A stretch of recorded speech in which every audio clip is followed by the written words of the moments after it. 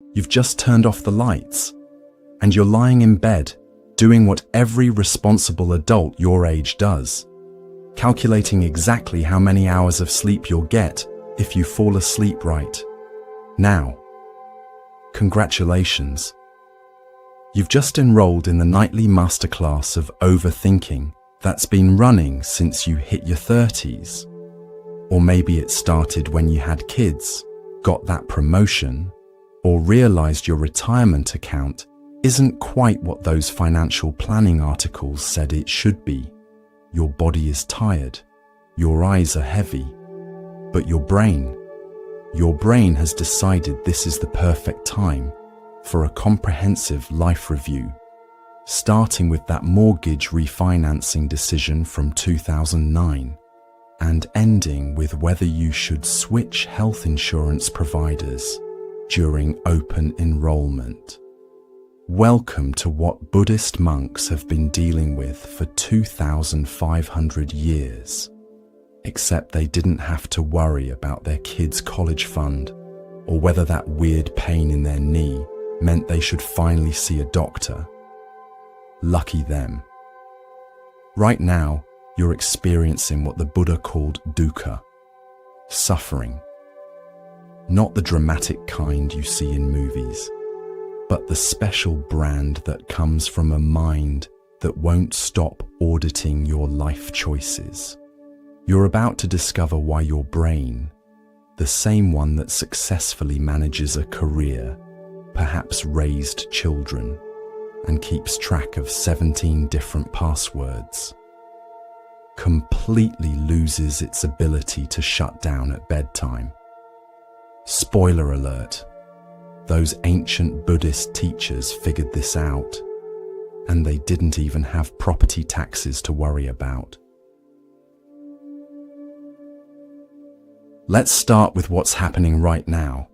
You're lying there, and your mind is helpfully reminding you about that email you forgot to send, your cholesterol numbers from your last checkup, whether you should sell those stocks, if your adult children are making good decisions, and oh yes, the fact that you're not sleeping. This, my horizontal friend, is what Buddhists call the monkey mind. Though honestly, that's unfair to monkeys. At least they don't lie awake wondering if they saved enough bananas for retirement. The Buddha himself was about your age, mid-30s, when he decided to figure out why humans suffer. He'd been living the good life. Wealthy family, nice house, good health plan, servants to fan you counts as healthcare, right? But he looked around and thought, why am I still not satisfied? Why is my mind never quiet? Sound familiar? You've got the house, with 12 years left on the mortgage, the career, with its own special kind of stress, maybe grown kids, who still need things. And yet here you are, wide awake, wondering why inner peace is harder to find than a matching sock. Here's the first thing those Buddhist teachers discovered. Your thoughts aren't reality. I know. That thought about your upcoming medical procedure feels pretty real. So does the one about your aging parents. But these are mental events, not prophecies carved in stone. Right now, your mind is doing what minds do best, creating detailed disaster scenarios with the production value of a Hollywood blockbuster. Coming this fall, what if your retirement savings aren't enough? Starring your anxiety and featuring special guest appearances by every financial mistake you've made. Let's talk about the Four Noble Truths, which are basically the ancient equivalent of, here's why you can't sleep and what to do about it, without having to buy another self-help book. First noble. Truth.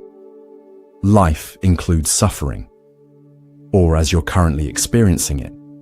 Why am I awake thinking about whether I should have bought long-term care insurance? You see, The Buddha noticed that even when life is good, and let's be honest, if you're in bed instead of a hospital, and you're worried about your retirement savings instead of your next meal, life is pretty good. We still find ways to be dissatisfied. It's like we're hardwired to find problems, even if we have to invent them. Second noble truth. Suffering comes from attachment and craving. In your case, that's the attachment to the idea that you should have your life completely figured out by now. Newsflash, nobody does. Not even that friend from college who posts perfect vacation photos on Facebook. Your mind right now is attached to the idea that you should be asleep, which ironically is keeping you awake. It's like trying not to think about your blood pressure. Suddenly, that's all you can think about. Third noble truth. There's a way out of this suffering. And no, it doesn't involve meditation apps that cost $14.99 a month, though the Buddha would have probably had thoughts about subscription-based enlightenment. The way out isn't through more thinking. You've been thinking for several decades now, and where has it gotten you? Here, in bed, thinking about thinking. It's time for a different approach. Fourth noble truth. There's a path to freedom, the noble eightfold path. Don't worry, this isn't like that diet plan you tried last January. This actually works, and you don't have to give up wine.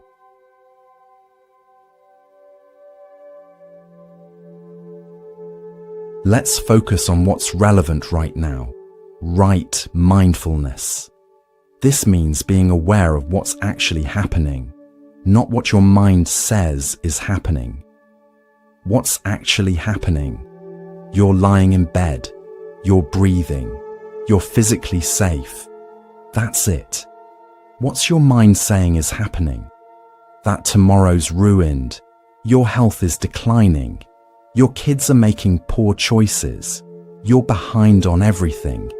And somehow this is all connected to that decision you made. Here's something interesting. The Buddha taught that most of our suffering comes from living in the past or future, never the present. And let's be honest, you've got a lot more past to worry about and seemingly less future to plan for. It's the perfect recipe for middle-of-the-night anxiety. One moment you're regretting not buying Apple stock in 2001. The next, you're worried about healthcare costs in the future. Meanwhile, the present moment, the only one you can actually do anything about, is sitting here like that gym membership you keep paying for, but never use. The Buddhist concept of anatta, or non-self, might sound like something your yoga instructor talks about, but it's actually quite practical. That voice in your head that's currently listing every way you've fallen short of your life goals. That's not the real you. It's more like a talk radio station that somehow got stuck on the everything you're doing wrong channel. Think about it. You're observing these thoughts, which means you can't be the thoughts themselves. You're the awareness behind them. It's like realizing you're not the movie on the screen, you're the one watching it. And this particular movie, Midnight Anxiety, the unnecessary sequel, isn't even that good. Let's talk about impermanence, which sounds depressing but is actually liberating. Everything changes, including this sleepless state you're in. Remember when you were 30 and could survive on 4 hours of sleep? That changed. Remember when your biggest financial worry was making rent? That changed too. The good news is, your current state of wide-awake worry will also change. The bad news is, You'll probably have to go through this a few more times before you really get it.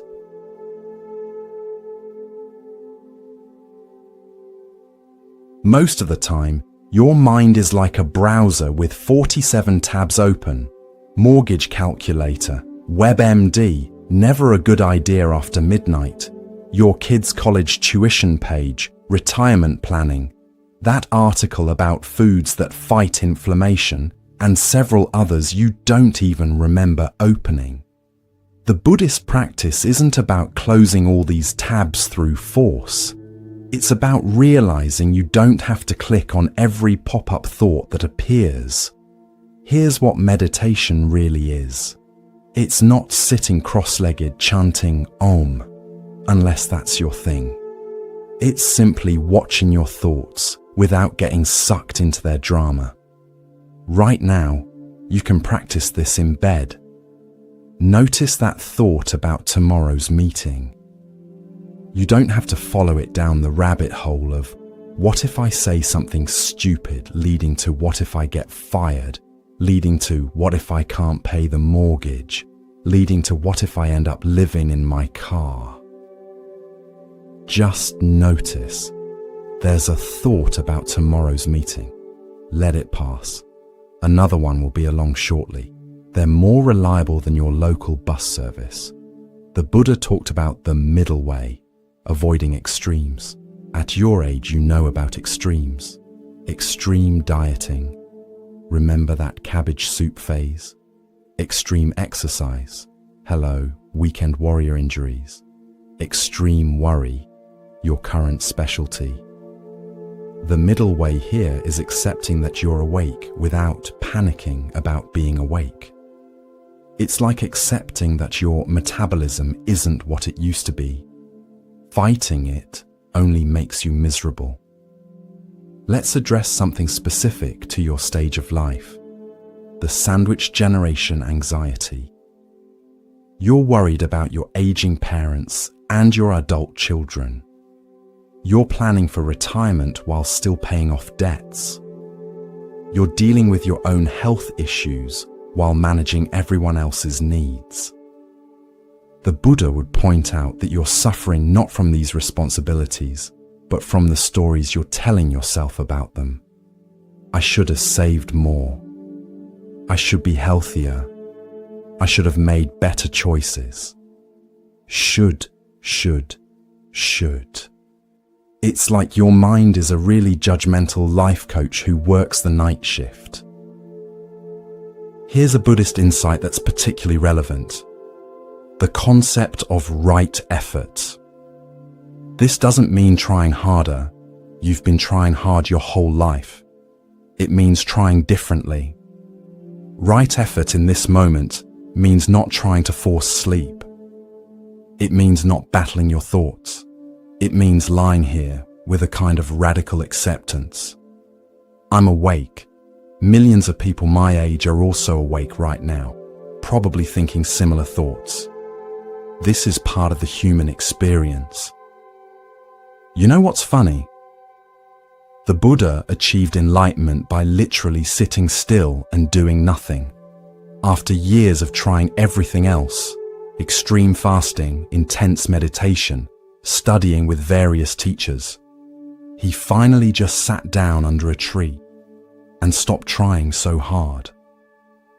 There's a lesson there for those of us who've spent decades believing that the answer to every problem is to work harder, think more, plan better. Sometimes the answer is to do less, not more. Your thoughts are like those spam calls you keep getting about your car's extended warranty.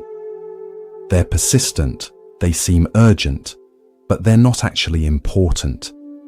You don't have to answer every one. Let's talk about compassion. Starting with self-compassion. You're lying here being incredibly hard on yourself for what? Being human? Having concerns? Caring about your family's well-being? These aren't character flaws. They're signs you're a responsible adult. The Buddha taught that suffering is universal. That person you think has it all figured out? They're probably awake at 2 a.m. wondering if they chose the right Medicare plan too. Here's something practical: the 5 hindrances to meditation, or in your case, sleep. 1. Desire, wanting things to be different. 2. Aversion, not wanting what's happening. 3. Sloth, torpor, that heaviness that isn't quite sleep. 4. Restlessness, your current state. 5. Doubt, wondering if anything will ever help. Recognize any of these? Of course you do. You're experiencing at least 3 right now. The Buddhist approach isn't to fight these hindrances, but to acknowledge them. Hello, restlessness. I see you're here again. Pull up a chair, but you don't get to drive. Think about how much energy you're spending right now fighting reality. You're awake. That's the reality. All the mental energy you're using to argue with this fact could power a small city. What if, and stay with me here, you just accepted being awake, not forever, just for this moment? What if instead of seeing this as wasted time, you saw it as found time? Time to practice being present, to observe your mind's habits, to maybe even find some peace. I know what you're thinking. Easy for you to say. You're not the one who has to function tomorrow on no sleep. Fair point. But here's the thing. You will function tomorrow. You functioned on little sleep before. Remember when your kids were babies? Remember pulling all-nighters in college? You're tougher than you think.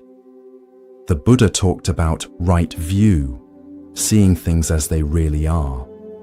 Right now, your mind is adding a lot of extra suffering to the simple fact of being awake. It's like putting hot sauce on food that's already spicy, unnecessary and painful. Here's what's really happening. You're a person of a certain age, with real responsibilities and concerns, having trouble sleeping. That's it. You're not failing at life. You're not uniquely anxious. You're just human. And here's the beautiful part. According to Buddhist teaching, this very moment, yes, this frustrating, sleepless moment, contains everything you need for peace. Not the peace of unconsciousness, though that would be nice, but the peace of accepting what is. Your mind will keep generating thoughts. That's what minds do. They're like that relative who always has opinions about everything. You can't stop them from talking, but you don't have to believe everything they say.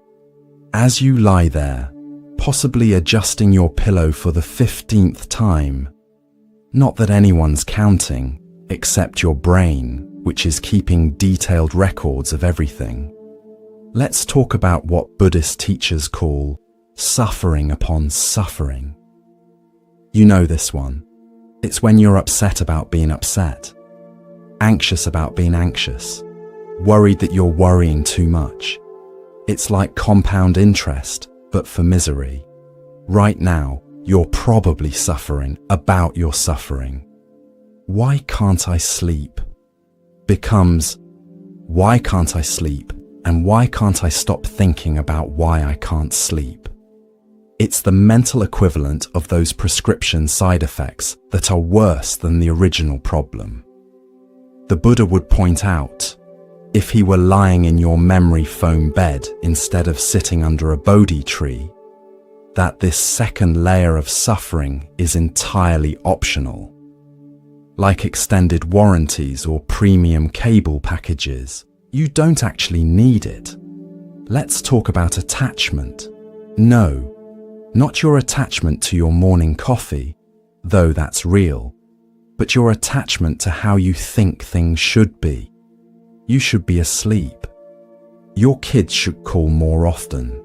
Your retirement account should be bigger. Your back shouldn't hurt when you garden. Should. It's like your mind is running a constant audit of reality and finding it lacking. But here's what those Buddhist monks figured out while you were busy building a career and raising a family. Attachment to how things should be causes more suffering than the things themselves. Your sleeplessness isn't the real problem. The problem is your conviction that you absolutely must be asleep right now. It's like insisting it shouldn't rain during your vacation. You can insist all you want, but the rain doesn't care about your preferences. Speaking of preferences, let's address something specific to your stage of life, the growing awareness of impermanence. You've lived long enough to see that nothing stays the same. Parents age, children grow up and move away. Career pinnacles become distant memories. That metabolism you had at 25, gone with your collection of cassette tapes. The Buddha talked extensively about impermanence, but let's be honest, it hits different when you actually start experiencing it. When you realize you have more years behind you than ahead. When you notice you're starting to sound like your parents. When you can actually remember where you were when. For multiple historical events. This awareness of impermanence is exactly why you're lying awake calculating how many good years you have left. Your mind is trying to solve the unsolvable puzzle of mortality with the same approach you use for spreadsheets and tax returns. But here's what Buddhism teaches. Impermanence isn't the enemy. Resisting impermanence is. You're suffering not because things change, but because you're fighting against the fact that things change. Think about it. If nothing ever changed, you'd still be in that dead-end job from your 20s. Your kids would never have learned to walk. You'd never have grown wiser, more compassionate, more skilled at crossword puzzles or whatever hobby you've picked up to keep your mind sharp. Right now, your insomnia feels permanent. This is my life now, your mind declares dramatically. I'm someone who doesn't sleep, but even this will change. Everything does.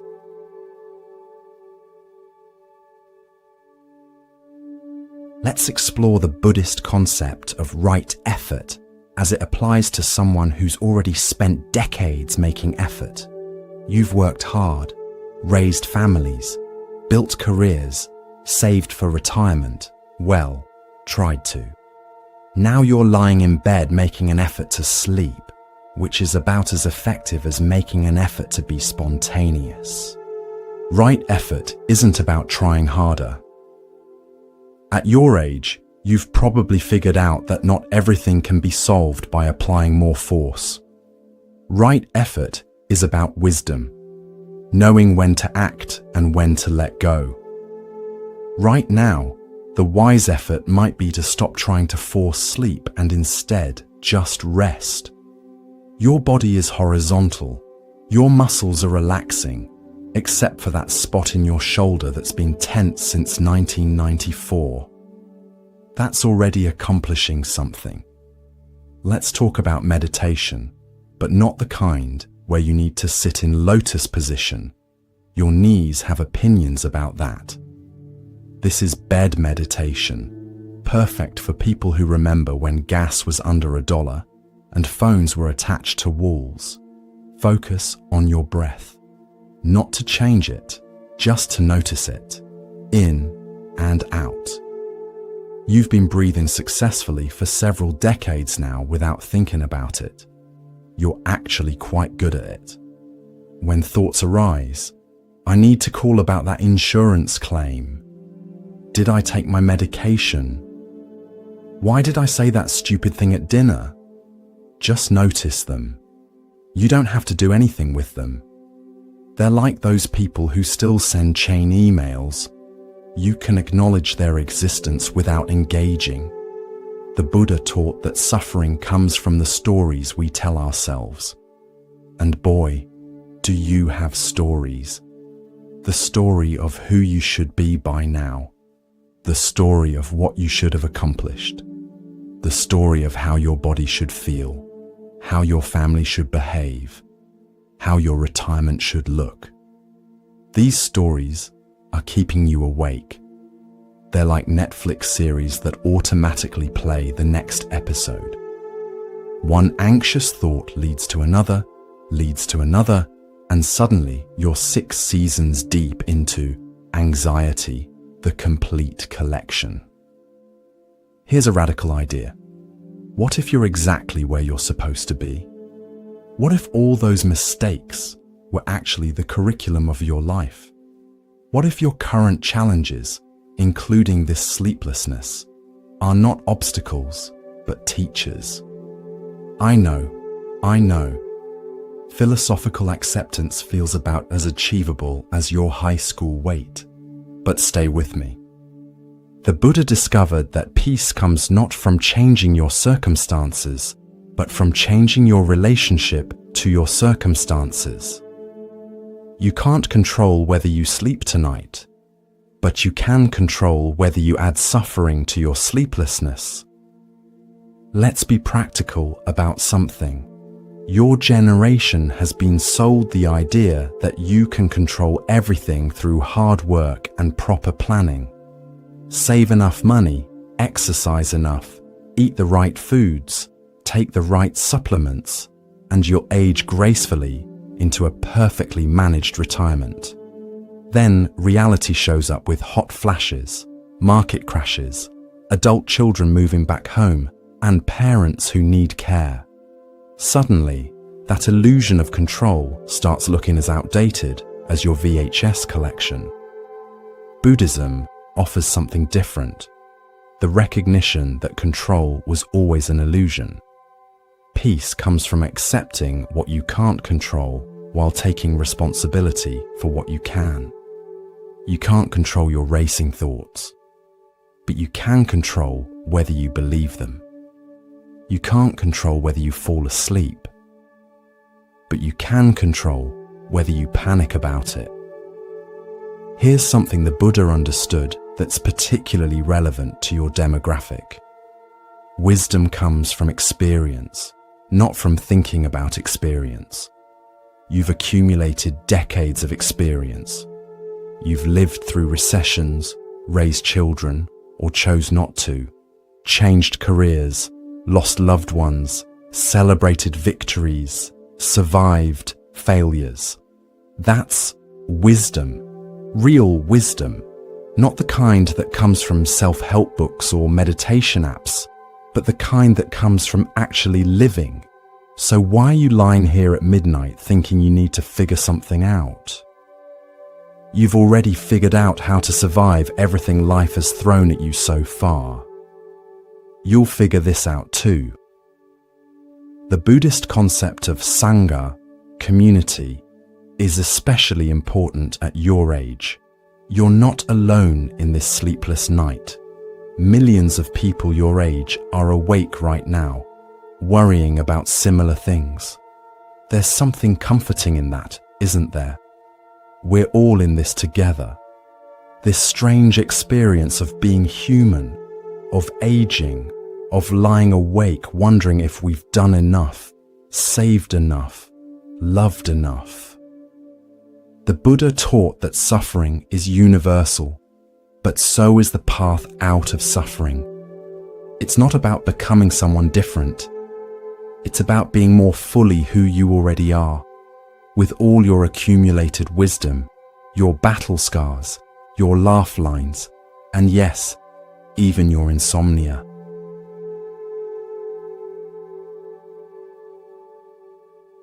Let's talk about loving kindness meditation, adapted for someone whose idea of meditation might be staring at their coffee maker, waiting for it to finish brewing.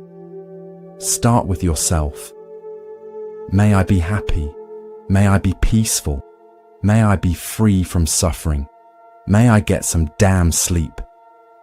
The Buddha didn't say that last part, but he would understand. Now extend it to others.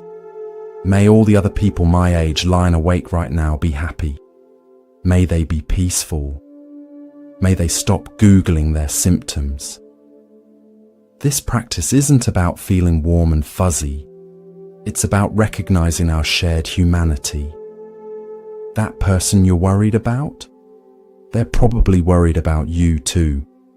Those adult children you're concerned about?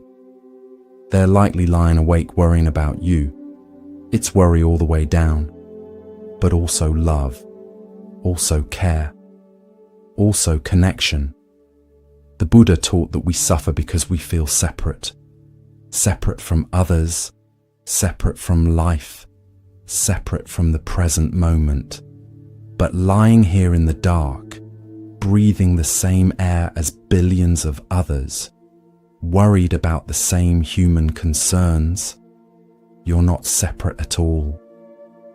You're racing thoughts about mortgage payments, medication side effects, and whether your kids are making good choices. These aren't signs that you're failing at life. They're signs that you're fully participating in it. Here's what Buddhism offers that's different from all those articles about sleep hygiene and stress management. The recognition that sometimes being awake at night is just part of the human experience. It's not a problem to be solved, but an experience to be had. Maybe tonight isn't about sleeping. Maybe it's about practicing being gentle with yourself, about observing your mind without judgment, about recognizing that you're exactly where you're supposed to be, even if that's wide awake.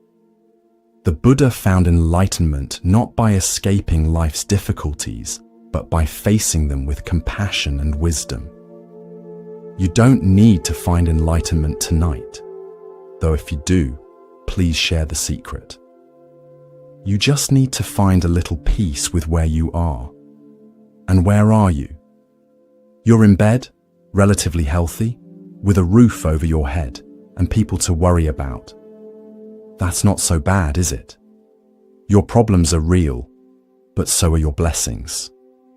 Your mind will keep generating thoughts about your health, your finances, your family, your future. That's what minds do, especially minds that have been solving problems and managing responsibilities for decades. But you don't have to chase every thought. You don't have to solve every problem tonight.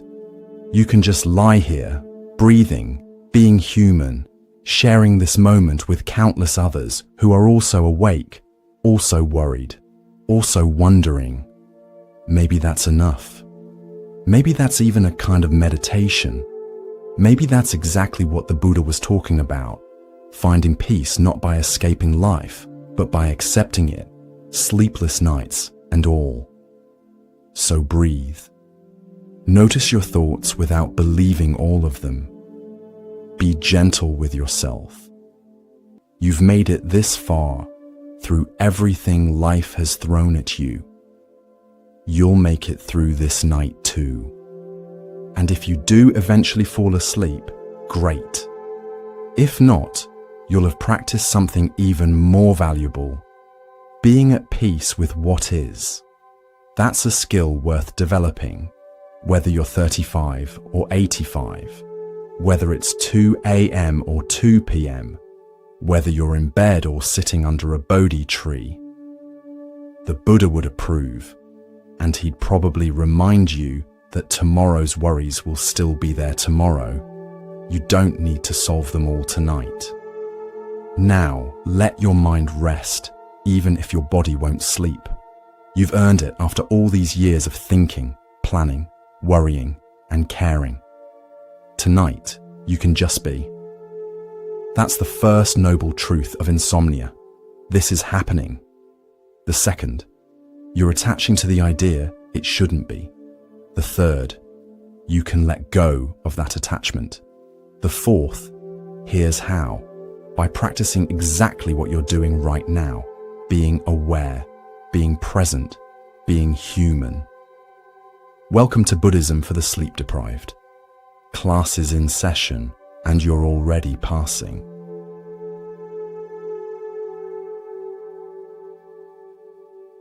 So you've been lying here for what feels like several lifetimes, and now your mind has decided to throw a party. Unfortunately, it's the kind of party where all the guests are your anxieties, and they're really getting comfortable. Welcome to the next chapter of your nightly mental marathon, where we explore why Buddhist monks spent centuries figuring out the human mind instead of, inventing coffee or comfortable sandals. You've just shifted position again. Not that anyone's counting, except your brain, which is keeping detailed statistics on everything, including how many times you've checked if your alarm is set and how many times you've calculated the remaining hours until morning. This, my friend, is what the Buddha called part1, the mental proliferation that turns a simple thought into an entire Netflix series. Except this series is called Every Possible Thing That Could Go Wrong, the complete collection, and you're binge watching it against your will. Let's talk about what's really happening in that overactive mind of yours. See, 2,500 years ago, while most people were worried about things like will it rain and are those berries poisonous, logically, this wealthy prince named Siddhartha was lying awake wondering, why can't I just chill? He had everything: palace, servants, a dad who literally tried to hide all suffering from him. Imagine having a helicopter parent who owns actual helicopters. But there he was, probably lying awake just like you, thinking, there's got to be more to life than this. So he did what any reasonable person would do. Abandoned his cushy lifestyle to sit under a tree and figure out why humans can't stop overthinking. After several years of this, talk about commitment issues with sleep, he discovered something that would really annoy modern self-help gurus. The problem isn't your thoughts. The problem is that you think your thoughts are you. Right now, for instance, that voice in your head that's listing everything wrong with your life. That's not you. That's just mental radio static. You're the one hearing it. Big difference. The Buddha called this insight anatta, or non-self, which sounds like something your yoga teacher might say while you're trying not to fall over in tree pose. But here's what it actually means. That running commentary in your head, the one currently doing a performance review of your entire life, isn't the real you any more than a podcast is your actual friend talking to you. Let's get practical about this. You're lying here, and your mind is helpfully providing commentary, like a sports announcer who hates the home team. And there goes another minute of potential sleep. That's going to cost them tomorrow. Remember when they used to be able to function on 4 hours? Those days are gone, folks. This is what Buddhists call the monkey mind. Although honestly, that's unfair to monkeys. At least they sleep at night and don't lie awake, wondering if they saved enough bananas for retirement. Your particular monkey mind has evolved. It's got a mortgage, elderly parents to worry about, and it knows exactly how much sleep you need to function tomorrow, which is definitely more than you're getting. This is not your grandfather's monkey mind. This is Monkey Mind 2.0, with advanced anxiety features and real-time catastrophe simulation. The Buddha identified what he called the 5 hindrances to peace of mind. Let's see how many you're experiencing right now. First, there's sensual desire, not just the fun kind, but any wanting things to be different, like wanting to be asleep right now, or wanting your back to stop making that weird clicking sound, or wanting your kids to make better life choices. Second is ill will or aversion. That's the part of you that's angry at being awake, frustrated with your racing thoughts, or resentful that other people, probably, are sleeping peacefully while you're here getting a masterclass in Buddhist psychology. Third is sloth and torpor. That heavy, dull feeling that's not quite sleep, but makes thinking feel like wading through peanut butter. You know this one. It's why you've been staring at the ceiling without actually seeing it. Fourth is restlessness and worry. Oh, hello there. This is your current specialty. Your mind is like a squirrel that's discovered espresso, bouncing from one concern to another. Retirement funds, health issues, that weird sound your car is making, whether you remembered to move the laundry to the dryer. Fifth is doubt. Not just regular doubt, but the special kind that makes you question everything. Did I make the right choices? Am I doing enough? Will anything I'm worrying about actually matter? Is this meditation stuff even real? Or am I just lying here listening to my own thoughts, like some kind of consciousness podcast? Congratulations, you're experiencing all 5 hindrances simultaneously. The Buddha would be impressed. Or concerned, probably both. But here's the thing the Buddha figured out. These hindrances aren't personal failures. They're not signs that you're bad at being human. They're just what minds do. It's like being upset that water is wet or that teenagers are confusing. This is just the nature of consciousness when left unsupervised. The Buddha's solution wasn't to fight these hindrances. That would be like trying to arm wrestle your own shadow. Instead, he suggested something radical. Just notice them. Don't judge them. Don't try to fix them. Just notice. Oh, there's anxiety. Hello, anxiety. I see you've brought your friends regret and future tripping. Make yourselves at home, I guess. This is what he called mindfulness, which has now been packaged and sold as everything from a phone app to a corporate wellness program. But originally, it just meant paying attention to what's actually happening instead of what your mind says is happening. Right now, what's actually happening? You're lying in bed, you're breathing, you're physically safe. That's it. Everything else, the mortgage worries, the health concerns, the replay of that awkward conversation from 1987, that's just your mind's late-night improv show. Speaking of which, let's talk about what the Buddha called dependent origination, which sounds like something you'd need a philosophy degree to understand, but it's actually pretty simple. Everything depends on everything else. Your current inability to sleep depends on your thoughts, which depend on your worries, which depend on your past experiences, which depend on that time in 3rd grade when someone laughed at your presentation, which somehow connects to your current fear of public speaking, which relates to tomorrow's meeting, which is why you can't sleep. See? It's all connected, like the world's most anxious connect-the-dots puzzle. The Buddha noticed that we create these elaborate chains of cause and effect in our minds, then treat them like they're as real as gravity. But they're not.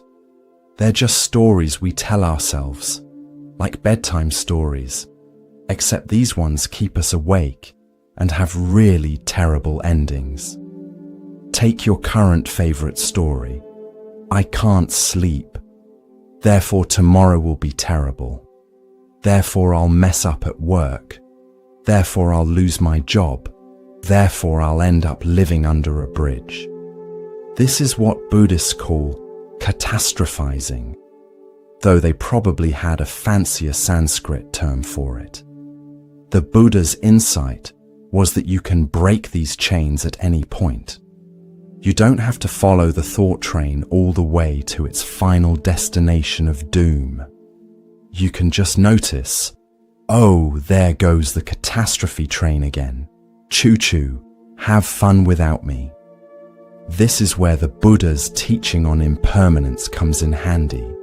Everything changes, including your current state of wide-eyed worry. The thoughts you're having right now, temporary. The feeling that you'll never sleep again, temporary. That embarrassing thing you said at last year's holiday party.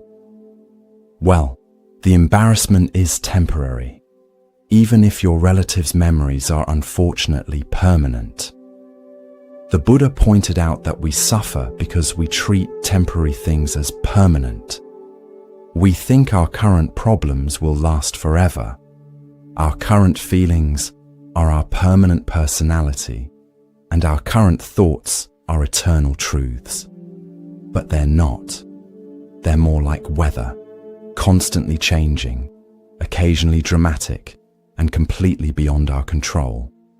Speaking of lack of control, let's address what's really keeping you awake. The illusion that if you think about something hard enough, you can control it. This is like believing that if you worry about rain enough, you can change the weather. Your retirement account doesn't grow because you anxiety calculate it at night. Your adult children don't make better choices because you lie awake reviewing their options. The Buddha called this grasping, the desperate attempt to control the uncontrollable. It's exhausting, like trying to hold water in your fist or teach a cat to file taxes. But here's the revolutionary idea. What if you just didn't? What if you acknowledged that lying here, running worst-case scenarios, isn't actually productive? What if worrying about your health at night doesn't count as preventive medicine? This is what the Buddha meant by letting go, not giving up, not becoming irresponsible, just recognizing that your mental hamster wheel isn't actually powering anything except your anxiety. Now you might be thinking, easy for Buddha to say. He didn't have a mortgage, elderly parents, or kids who text, "We need to talk," at 11 p.m. Fair point.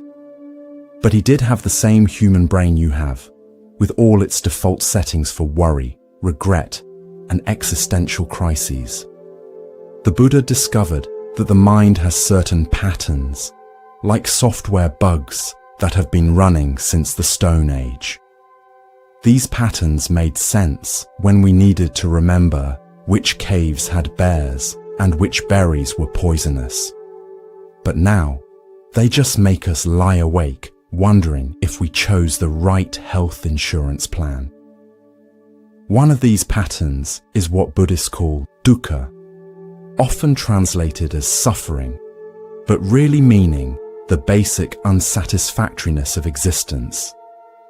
It's that feeling that something's always slightly off, like wearing shoes that are half a size too small, or having a popcorn kernel stuck in your teeth. Forever. Right now, your dukkha might be manifesting as, "I should be asleep," or "I should have my life more figured out by now," or "I shouldn't still be making mistakes at my age." Your mind is shoulding all over you. The Buddha's first noble truth is simply acknowledging that this dissatisfaction exists. Not to be pessimistic, but to stop being surprised by it. Life includes difficulty. Sleep includes sleeplessness. Parenting includes worry. Aging includes new, mysterious body sounds. This isn't failure. It's the full human experience package. The second noble truth identifies the cause: craving and attachment. You're attached to the idea of perfect sleep, perfect health, perfect decisions. You crave certainty in an uncertain world. You want guarantees in a life that offers none. except that things will change and your body will continue making weird noises. But here's where it gets interesting. The third noble truth says this suffering can end. Not by achieving perfect sleep or figuring out everything, but by changing your relationship to imperfection. It's like finally accepting that your hair has its own agenda and working with it instead of against it. The fourth noble truth is the path out, the famous eightfold path. Don't worry, we're not going to make you memorize all 8 right now. Your brain is busy enough catastrophizing about tomorrow. But one relevant part is right understanding. Seeing things as they actually are, not as your anxiety paints them. Right understanding in this moment means recognizing you're awake, that's uncomfortable but not dangerous. Millions of people throughout history have survived sleepless nights, and your brain's disaster predictions have a terrible accuracy rate. The Buddha talked about middle way, the path between extremes. Right now, you're bouncing between the extreme of forcing sleep and the extreme of panicking about not sleeping.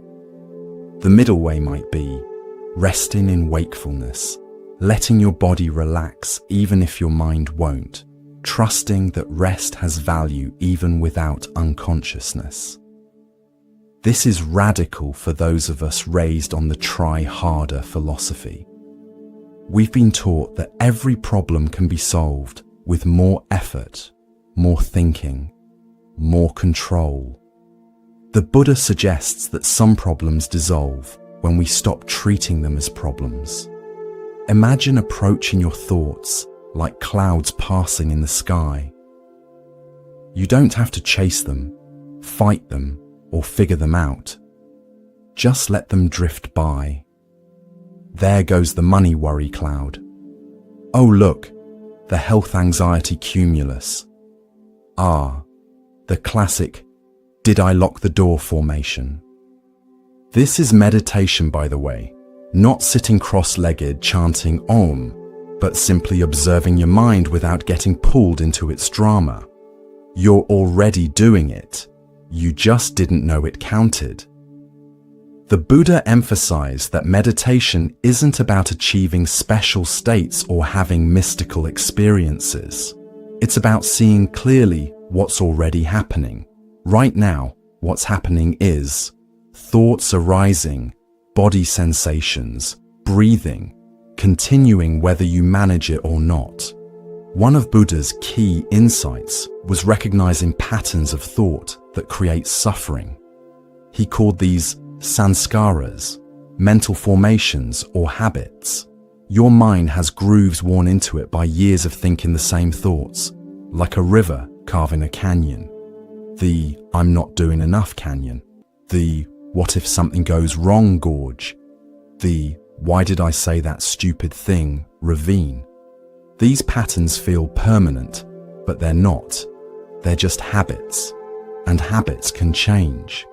Even the habit of overthinking about whether your habits can change. The Buddha wasn't just philosophizing for fun. He was trying to solve the same problem you're having right now.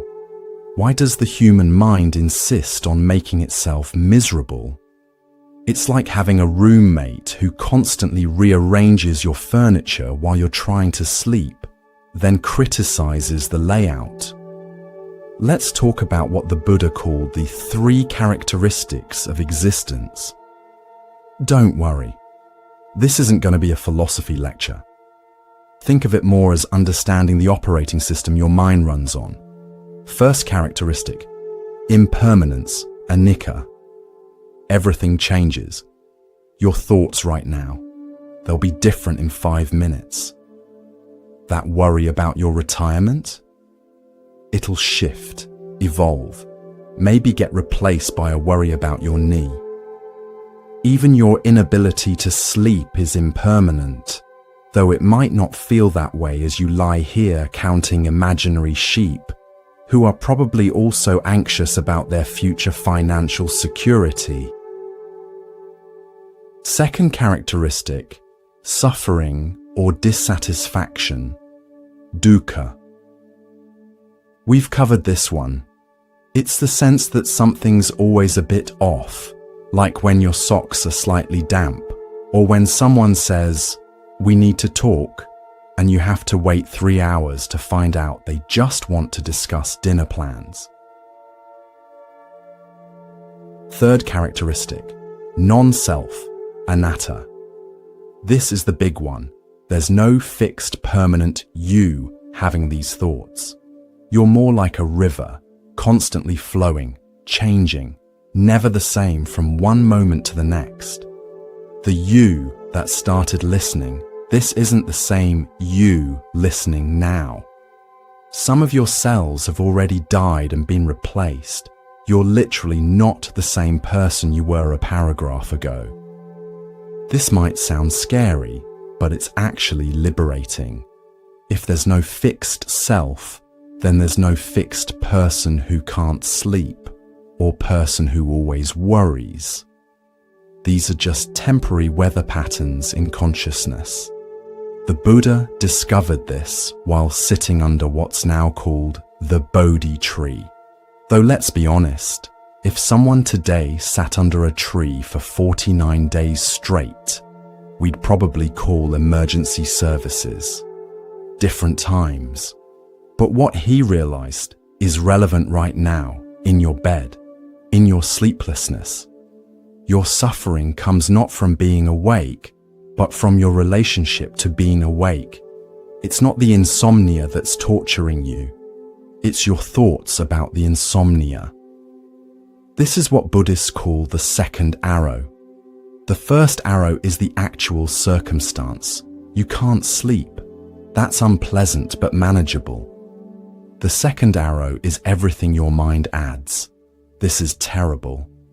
I'm going to be exhausted tomorrow. Something must be wrong with me. I'll never sleep again. You're essentially shooting yourself repeatedly with an entire quiver of second arrows.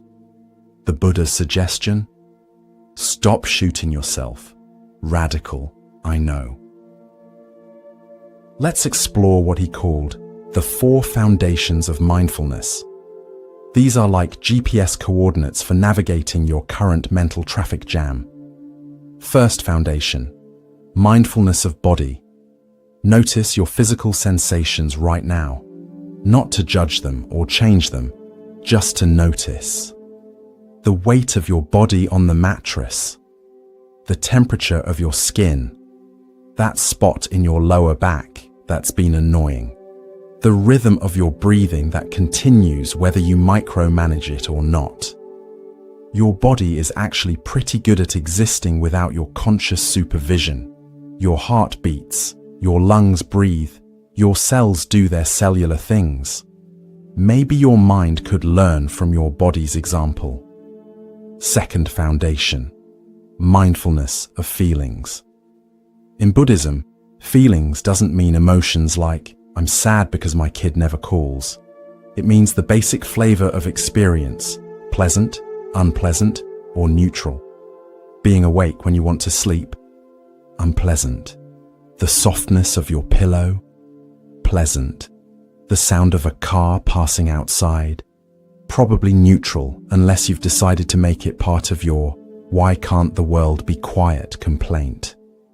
Third foundation, mindfulness of mind. This is observing your mental state like a scientist observing weather patterns. Is your mind tight or spacious? Agitated or calm? Racing or sluggish? You're not trying to change the weather, just noting. Currently experiencing mental thunderstorms with a chance of existential dread. Fourth foundation, mindfulness of mental objects. These are the specific thoughts, worries, memories that populate your mind. Instead of getting lost in their content, you observe them as phenomena. There's the thought about tomorrow's meeting. There's the memory of that embarrassing thing from high school. There's the fantasy about winning the lottery and solving all problems forever.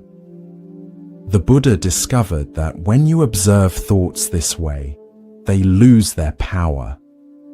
They're like scary movies, terrifying when you're immersed in them, but much less so when you remember you're just watching a screen. Now, let's address something specific to your life stage: the burden of accumulated responsibilities. The Buddha talked about bhara, which means burden. At your age, you're probably carrying multiple bharas: aging parents, adult children who still need guidance, your own health concerns, financial planning, career pressures, maintaining relationships, trying to remember passwords for 20 different accounts. The Buddha's insight wasn't drop all responsibilities and become a monk, though that probably sounds tempting right now. It was about discerning which burdens are yours to carry and which are optional suffering you've picked up along the way.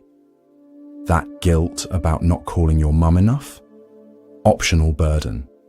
The responsibility to care for her? Actual burden. The worry that your adult child might make wrong choices? Optional burden. The love that wants them to be happy? Actual burden. See the difference? You can care without carrying the whole world on your shoulders while trying to sleep. The Buddha talked about right effort, which doesn't mean trying harder. You've been trying hard your whole life. Right effort means wisdom in applying energy. Sometimes the wisest effort is no effort. Like right now, the effort to force sleep is keeping you awake. The effort to stop thinking is creating more thoughts. The effort to relax is creating tension. What if you apply the Buddhist principle of non-doing? Not laziness, but the recognition that some things happen better without interference, like falling asleep, or digesting food, or growing wisdom. This connects to what the Buddha called attachment to views. We all have views about how things should be. You should be asleep by now. Your life should be more settled at this age. Your children should make certain choices. Your body shouldn't make those sounds. These shoulds are like wearing too tight shoes and then wondering why walking hurts. The Buddha suggested loosening your grip on how things should be, which creates space for accepting how things are. This doesn't mean resignation. It means seeing clearly. Right now, you are awake. That's the reality. Everything else is commentary added by your mind's inner film critic, who apparently specializes in disaster movies. Let's talk about the Buddha's teaching on karma. No, not the cosmic point system where you get rewarded for helping old ladies cross streets. Karma simply means action and consequence. The karma of fighting with reality is exhaustion.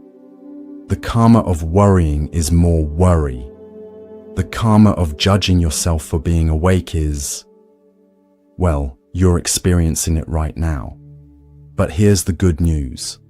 Karma also means you can create different consequences through different actions. The karma of accepting this moment is peace. The karma of observing thoughts without believing them is freedom. The karma of being kind to yourself is, well, try it and see. The Buddha emphasized that meditation isn't just about sitting cross-legged. It's about bringing awareness to whatever's happening. Right now, you're doing lying in bed meditation or insomnia meditation. Congratulations, you're practically a Zen master. In fact, some of the deepest insights in Buddhist history happened during ordinary activities. The Buddha's enlightenment came while sitting. Huineng, the sixth patriarch of Zen, got enlightened while hearing someone recite scripture. Another monk achieved enlightenment while sweeping. Maybe tonight's your night for enlightenment while failing to sleep. The Buddha talked about the middle way between extremes. Right now, you might be swinging between the extremes of fighting wakefulness and despairing about it. The middle way might be, I'm awake. That's okay. My body is resting even if my mind isn't. This too shall pass. This is revolutionary for those of us trained in the, if at first you don't succeed, try harder until you break something, school of life. The middle way suggests that sometimes the solution is to stop treating something as a problem. Let's explore what Buddhists call emptiness, shunyata. Don't worry, this isn't nihilistic nothing matters philosophy. It means things don't exist in the solid, permanent way we think they do. Your insomnia isn't a solid thing. It's a combination of physical sensations, thoughts, emotions, and circumstances, all of which are changing moment by moment. Right now, insomnia might include physical alertness, mental activity, emotional frustration, thoughts about tomorrow, memories of other sleepless nights, and cultural conditioning about the importance of 8 hours. Remove any element and the experience changes. It's not a solid thing. It's a temporary constellation of conditions. Understanding emptiness means recognizing that your current experience is more fluid than it appears. You're not an insomniac. You're a person experiencing wakefulness right now. Big difference. The Buddha taught about dependent origination. Everything arises in dependence on causes and conditions. Your wakefulness right now depends on numerous factors. That coffee you had after lunch, tomorrow's presentation, your mother's health concerns, the phase of the moon, what you ate for dinner, that article about sleep you read last week. Change any condition and the experience changes. This is hopeful. It means nothing is fixed or permanent, including your current state. But here's the practical part. While you can't control all conditions, you can influence some. The Buddha called this skillful means, working wisely with what's available. Right now, you can't control your racing thoughts, but you can control whether you believe them. You can't force sleep, but you can allow rest. The Buddha noticed that humans have what he called proliferation, papanka, the tendency to elaborate simple experiences into complex problems. A simple sensation of wakefulness becomes, I have insomnia, becomes, I'll never sleep properly, becomes my health will deteriorate, becomes, I'll die alone and tired. This is your mind's hobby, turning molehills into mountain ranges. The Buddha's suggestion? Notice when proliferation starts and gently decline to participate. Thanks, mind, but I don't need a 10-part series on why I can't sleep. The pilot episode was enough. Let's talk about the Buddhist concept of refuge. Traditionally, Buddhists take refuge in the Buddha, the teacher, Dharma, the teachings, and Sangha, the community. But right now, you can take refuge in simpler things. Your breath, the stability of your bed, the fact that millions of people throughout history have survived sleepless nights. You're not alone in this. Right now, countless people your age are awake, thinking similar thoughts, wrestling with similar worries. There's a strange comfort in this universal struggle. You're part of an unofficial Sangha of the sleepless. The Buddha talked about loving kindness, metta, starting with yourself. This is radical for those of us trained to be our own harshest critics. Try this. Talk to yourself like you talk to a good friend who couldn't sleep. You probably wouldn't say, "What's wrong with you? Just sleep already." you'd more likely say, "It's okay. This happens sometimes. You'll get through this." Why not offer yourself the same kindness? The Buddha's teaching on right speech applies to internal dialogue too. How you talk to yourself matters. "I'm terrible at sleeping" creates a different reality than "sleep is challenging tonight." "I'll be destroyed tomorrow" differs from "tomorrow might be tiring, but I'll manage." Your mind is like an echo chamber. Speak kindly into it, and kindness reverberates. Speak harshly, and, well, you're experiencing the results right now. The Buddha understood that transformation doesn't come through force, but through understanding. You don't end overthinking by thinking harder about not thinking. You end it by understanding the nature of thought itself. Thoughts are like guests in the hotel of your mind. They check in, stay for a while, then check out. Your job isn't to be the thought police, interrogating every guest. Your job is just to be aware. "Oh, anxiety's in room 204 again. Regrets hanging out in the lobby. Future worry just ordered room service."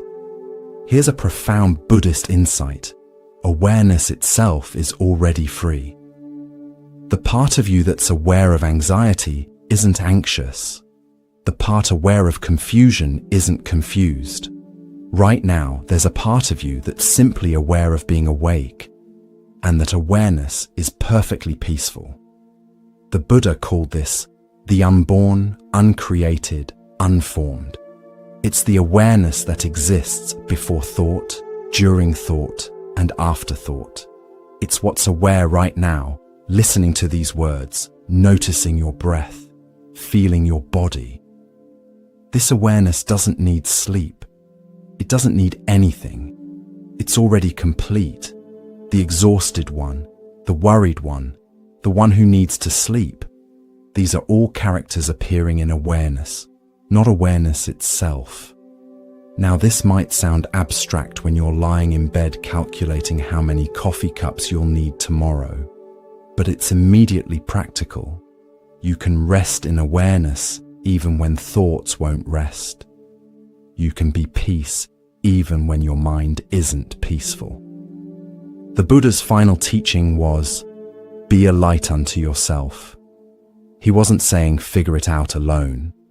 He was pointing to the light of awareness that's already within you, illuminating your experience right now.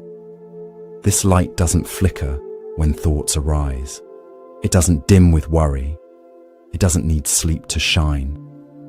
So here you are, lying in bed, a perfect laboratory for Buddha's ancient experiments in consciousness.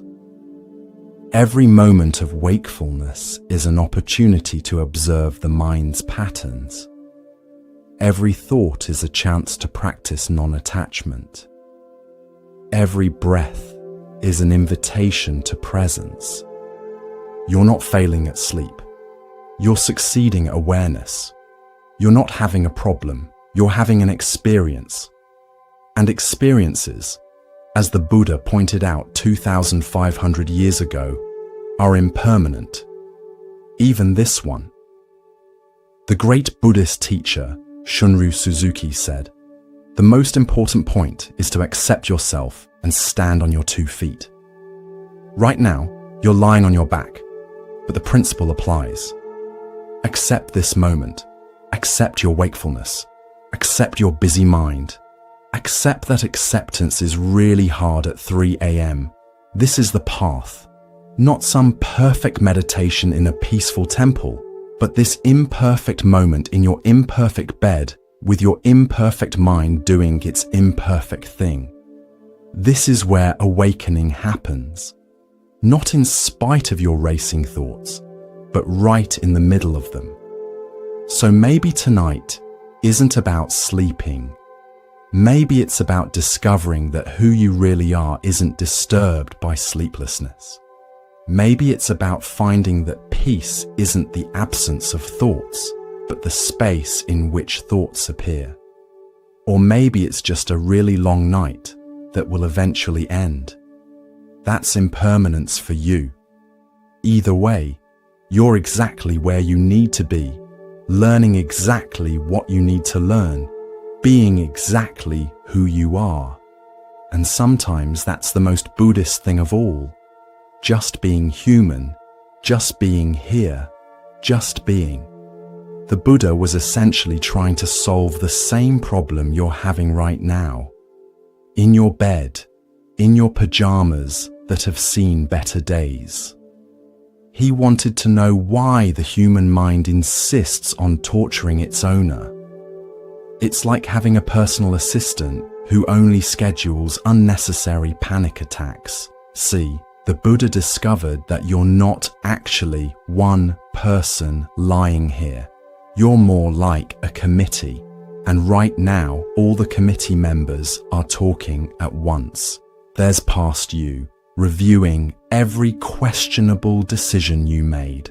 There's future you, catastrophizing about retirement. There's anxious you, who thinks worrying is a form of problem solving. And poor present you is just trying to get some rest while this circus plays out.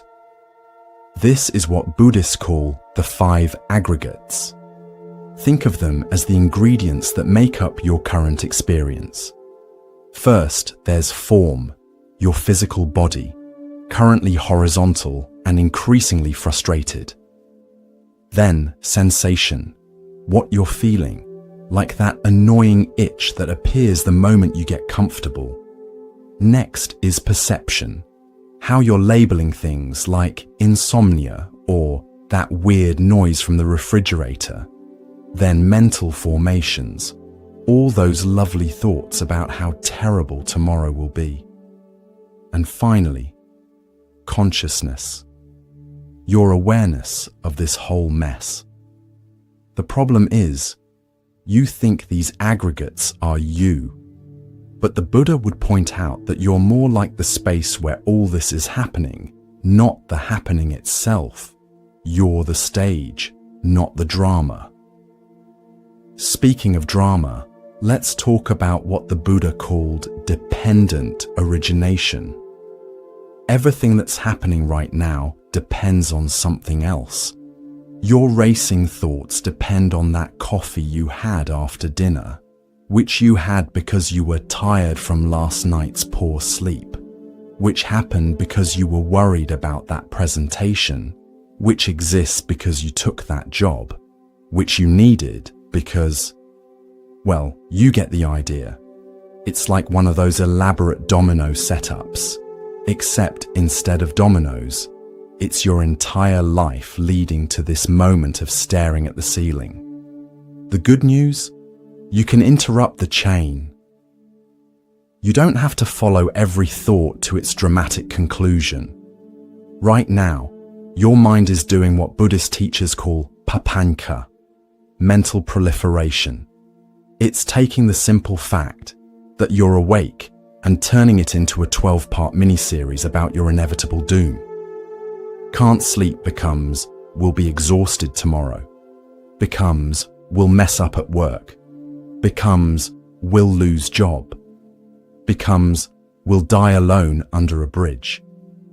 Your mind should really consider a career in screenwriting. It's got a flair for disaster scenarios. The Buddha suggested something radical.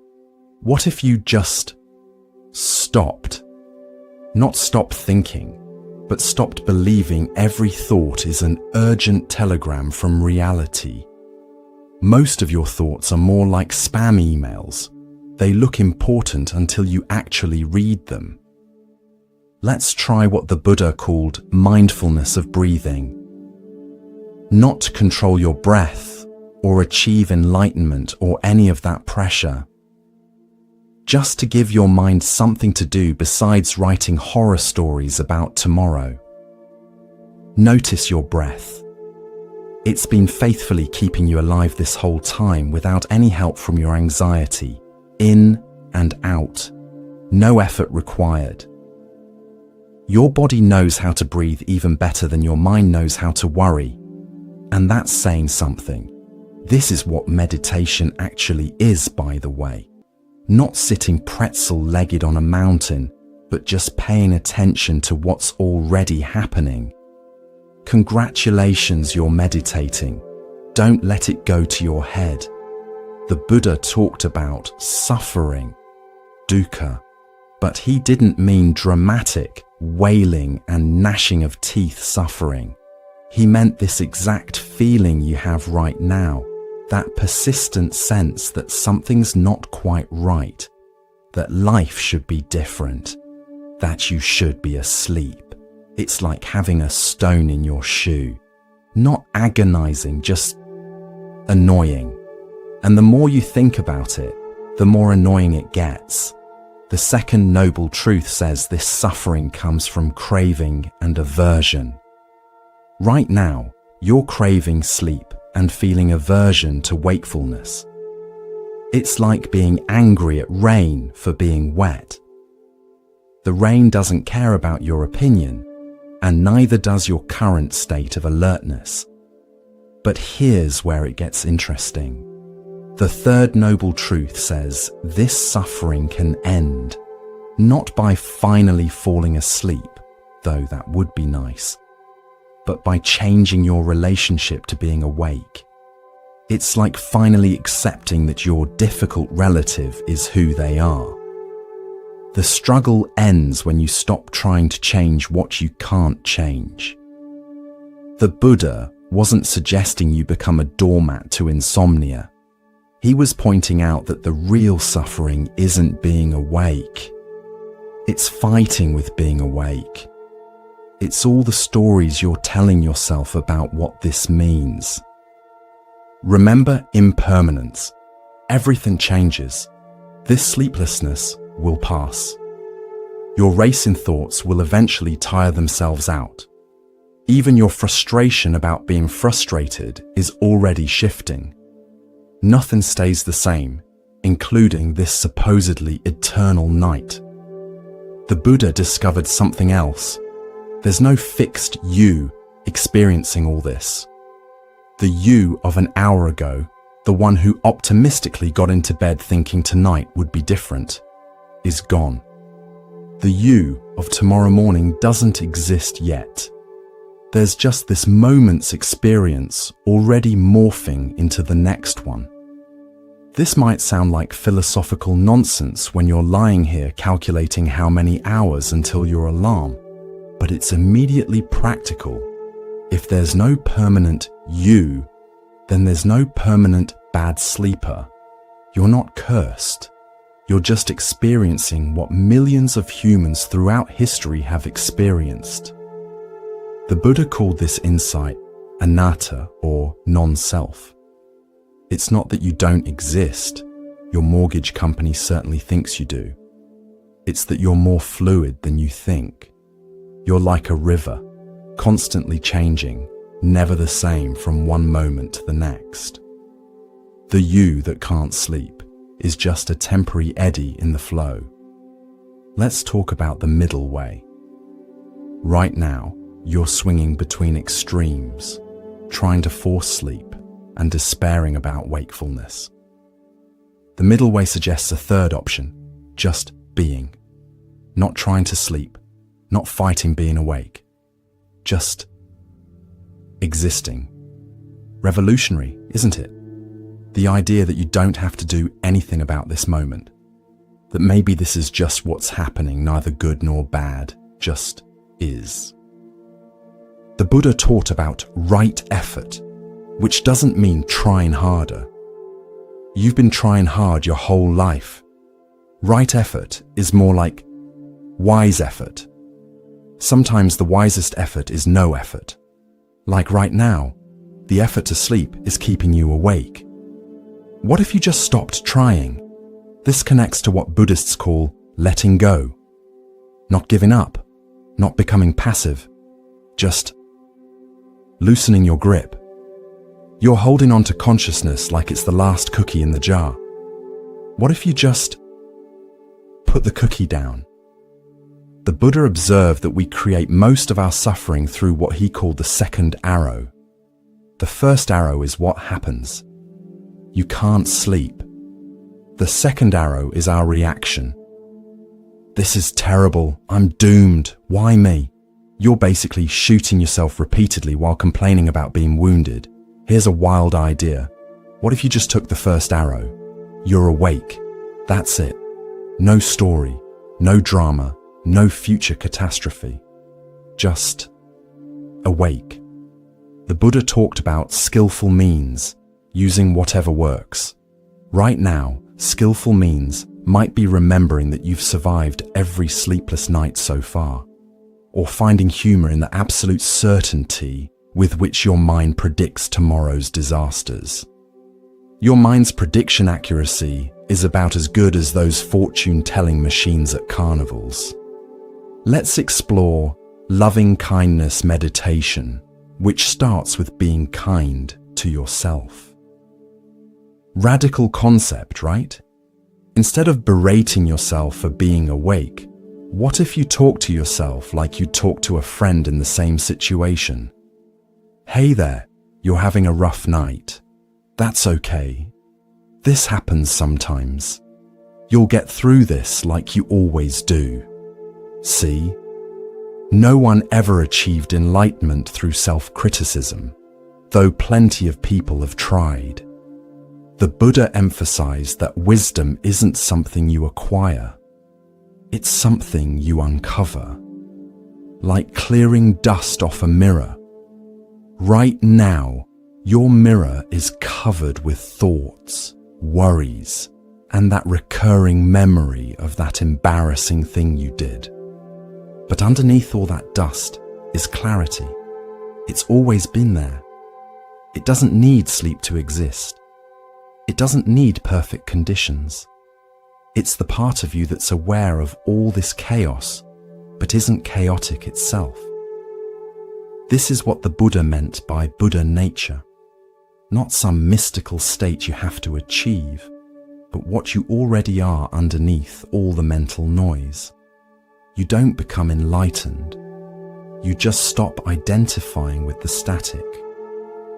Speaking of identification, the Buddha noticed we suffer because we identify with our thoughts. Right now, you think you are your insomnia, but you're not. You're the one aware of it. Big difference.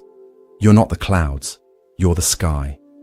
The clouds of thought come and go, but the sky remains. Even the darkest, stormiest thoughts can't damage the sky itself. The Buddha taught about right understanding, which in your current situation means understanding that this is temporary, even if it doesn't feel like it. Fighting it makes it worse. You're not alone. Insomnia is practically a human tradition. This might actually be useful. When else do you get uninterrupted time to explore consciousness? Okay, that last one might be pushing it when you're exhausted and facing tomorrow's responsibilities. But still, the Buddha discovered that peace isn't the absence of problems, it's the absence of resistance to problems. Right now, you could have peace with insomnia. Not happy about it, but not at war with it either. It's like making peace with rain. You don't have to love it, but fighting it is exhausting and pointless. The rain rains, you get wet, life goes on. The Buddha's path isn't about perfect conditions, it's about finding freedom within imperfect conditions, like right now, in your bed, wide awake when you should be sleeping. But who wrote that should? Some cosmic sleep police? The International Council of Proper Bedtimes? Or just your mind, which also thinks you should have made different choices? The Buddha would suggest examining these shoulds. They're not laws of physics. They're just thoughts wearing authoritative costumes. Here's the thing about Buddhist practice. It's not about achieving special states. It's about being present with ordinary states, like insomnia. Congratulations, You're having a profound spiritual experience. It just happens to feel terrible. But even terrible is just a label. Strip away the label, and what's left? Physical sensations, mental activity, breath going in and out, life happening. The Buddha didn't promise to eliminate difficult experiences. He promised a way to not suffer about them. There's a difference between pain, can't sleep, and suffering, the mental anguish about not sleeping. Right now, you're experiencing both, but you could just experience the first one. Novel idea, right? This is what the Buddha meant by liberation. Not freedom from experiences, but freedom within experiences. Even this one, even insomnia, even now. So here you are, involuntarily studying Buddhist philosophy in your bed. The Buddha would probably find this amusing. He spent years trying to achieve enlightenment through extreme practices, when all along it was available in ordinary moments, like this one, where you're finally starting to see that maybe, just maybe, this sleepless night isn't your enemy. Maybe it's your teacher, and maybe the lesson isn't about sleep at all. Maybe it's about waking up.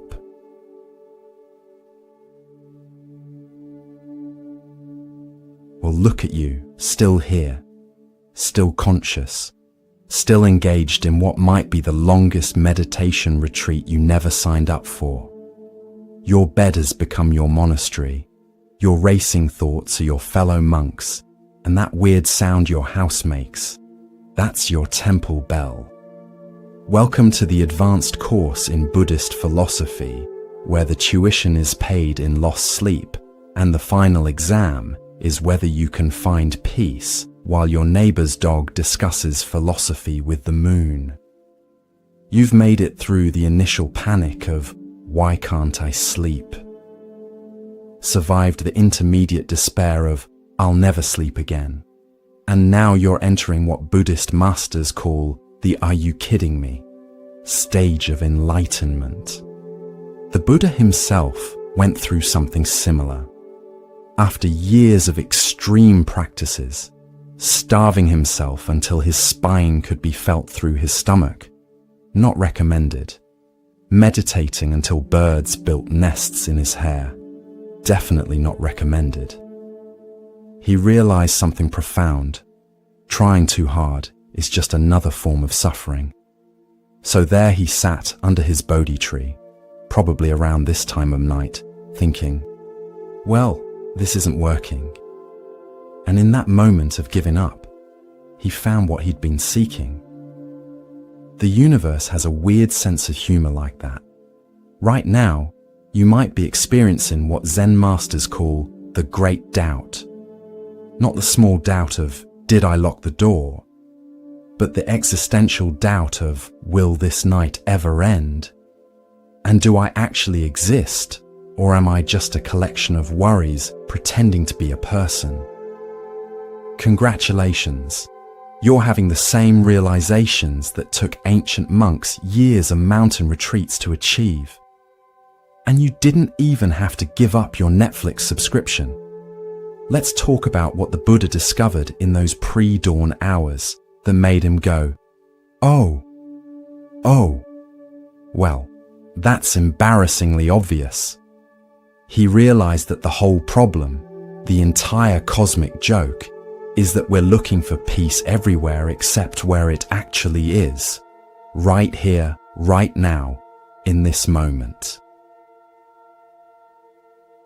You're looking for sleep in the future. If I fall asleep now, I'll get X hours. But sleep, like enlightenment, only happens in the present. You can't schedule it. You can't force it. You can't negotiate with it. It's like trying to schedule spontaneity or plan a surprise party for yourself. The Buddha called this the paradox of seeking. The more you seek sleep, the more it eludes you. The more you chase peace, the more agitated you become. It's like trying to calm water by smoothing it with your hands. You're the problem you're trying to solve. But here's where it gets interesting. In the deepest part of the night, when all your usual strategies have failed, when you've given up hope of sleep, something shifts. This is what Buddhist teachers call the Great Release. Though in your case, it might be more like the Great Whatever. You stop fighting, not because you're wise, but because you're exhausted. Not because you've achieved enlightenment, but because you've run out of options. And in that surrender, something opens. The Buddha talked about the gateless gate, the entrance to peace that's not an entrance because you're already inside. Right now, lying in your bed, you're standing at this gate, the key to opening it. Stop looking for the key. I know. Buddhist paradoxes at this hour feel like someone offering you a riddle when you need a sandwich. But stick with me. You've been approaching sleep like a problem to be solved. But what if it's more like weather? Something that happens when conditions are right. You can't make it rain by worrying about drought. You can't make sleep come by fearing its absence. The Buddha discovered something called the middle way, which sounds like a compromise but is actually more radical. It's not halfway between sleeping and waking. It's stepping out of the whole game. It's like realizing you don't have to win or lose at sleep. You can just be. Right now you're caught in what Buddhists call dualistic thinking. Sleep good, awake bad, rest good, activity bad. But what if, and hear me out, what if being awake right now is exactly what's supposed to be happening? I can feel your skepticism from here. Great. So I'm supposed to be exhausted tomorrow? That's the cosmic plan? But that's not what the Buddha meant. He was pointing to something more subtle. What if this moment, this exact experience of lying awake, contains everything you need? What if the peace you're seeking isn't in some future sleep, but in accepting this present wakefulness? This is what Zen folks call selling water by the river. You're looking everywhere for something you already have. Peace isn't something you achieve after you solve the sleep problem. Peace is what's here when you stop making sleep a problem. Let's try something the Buddha called bare attention. Instead of thinking about your thoughts, just notice them. Instead of trying to sleep, just notice wakefulness. Instead of fighting this moment, just be in it. Notice the weight of your body on the bed. Not to do anything about it, just to notice. Notice the rhythm of your breath. Not to change it, just to observe. Notice the thoughts arising. Not to judge them, just to see them. This is meditation in its purest form. Not sitting cross-legged on a cushion, but lying in bed at some ungodly hour, simply being aware of what is. The Buddha said that most of our suffering comes from wanting things to be different than they are. You want to be asleep. Reality is, you're awake. The suffering isn't in the wakefulness, it's in the argument with reality. It's like being upset at gravity for making things fall. Gravity just gravities. Wakefulness just wakes. Your resistance is optional. Here's a mind bender the Buddha would appreciate. What if you're not failing at sleep? What if you're succeeding at meditation? What if this whole sleepless night is exactly what you needed to understand something essential about the nature of mind? In Buddhist texts, they talk about the dark night of the soul, not as punishment, but as a necessary passage. The darkness before dawn, the confusion before clarity, the struggle before surrender. Maybe you're not an insomniac, Maybe you're a night shift Buddha, working the graveyard shift of consciousness. The Buddha taught about right view, seeing things as they actually are. Right now, what's actually happening. Strip away all the stories, all the predictions, all the judgments. What's left? A human being experiencing consciousness. That's it. Everything else is commentary added by your mind's editorial department, which apparently works over time. The Buddha discovered that awareness itself is never tired. The part of you that's aware of tiredness isn't tired. The part that's aware of thoughts isn't thinking. There's a peaceful witness behind all the drama, watching the show without getting pulled on stage. Can you feel it? That quiet awareness behind all the noise. It's been there all along, like the sky behind the clouds. The clouds of thought come and go, but the sky remains untouched. This is what the Buddha meant by Buddha nature, not something you have to earn or achieve, but what you already are beneath all the mental activity. You don't become enlightened. You just stop identifying with the shadows on the wall. Speaking of shadows, let's talk about what Buddhist psychology calls the hindrances. You've got front row seats to the full show tonight. There's desire, wanting things to be different. I want to sleep has become your mantra, repeated with all the effectiveness of wishing for a unicorn. There's aversion, pushing away what's here. You're treating wakefulness like it's personally offended you, like it showed up to your party uninvited and drank all your good wine. There's restlessness, the mental equivalent of pacing in a cage. Your thoughts are doing laps around your skull like they're training for the anxiety Olympics. There's dullness, that heavy, foggy quality that's not quite sleep, but makes thinking feel like swimming through molasses. And there's doubt, questioning whether any of this matters, whether you'll ever sleep again, whether Buddhist wisdom applies to someone whose main spiritual practice is checking their phone.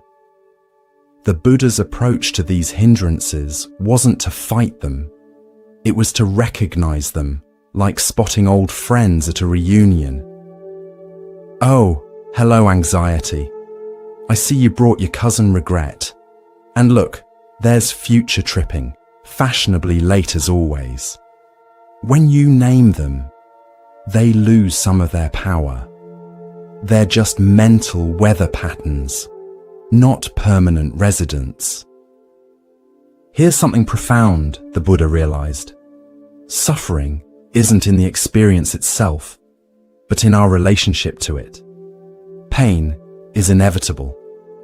Sometimes you can't sleep, but suffering is optional. It comes from fighting with the pain. Right now, you could have insomnia without suffering about insomnia. Wild concept, right? Like having rain without getting wet. But the Buddha wasn't talking about physical wetness. He was talking about mental resistance. The rain of wakefulness is falling. You can stand there shaking your fist at the sky, or you can just notice, oh, it's raining consciousness tonight.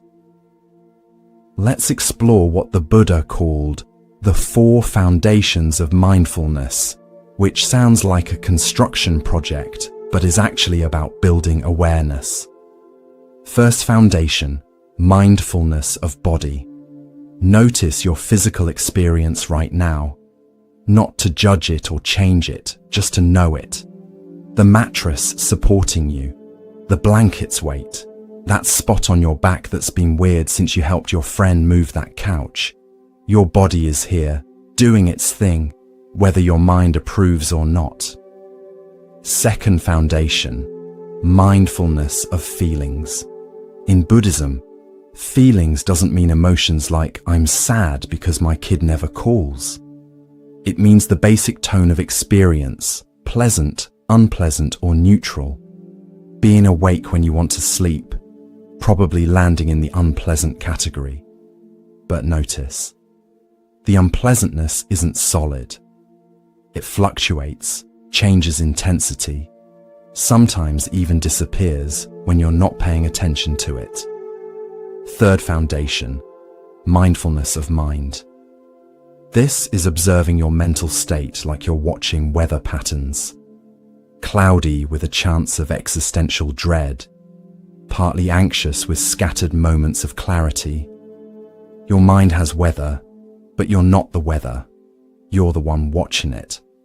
Fourth foundation, mindfulness of mental objects. These are the specific thoughts, memories, plans that populate your consciousness. Instead of getting lost in their content, you observe them as phenomena. Like watching fish in an aquarium, you can see them without having to swim with them. The Buddha wasn't creating busy work for insomniacs. He was pointing out that when you observe experience clearly, without adding stories, something shifts. The suffering isn't in the insomnia, it's in the narrative about insomnia. Your narrative might be, "This is terrible. I'll be exhausted tomorrow. I can't function without sleep. Something's wrong with me." But what if the narrative was, "I'm awake"? Lots of people are awake right now. This happens sometimes. It's not my preference, but it's workable. Same situation, different suffering level.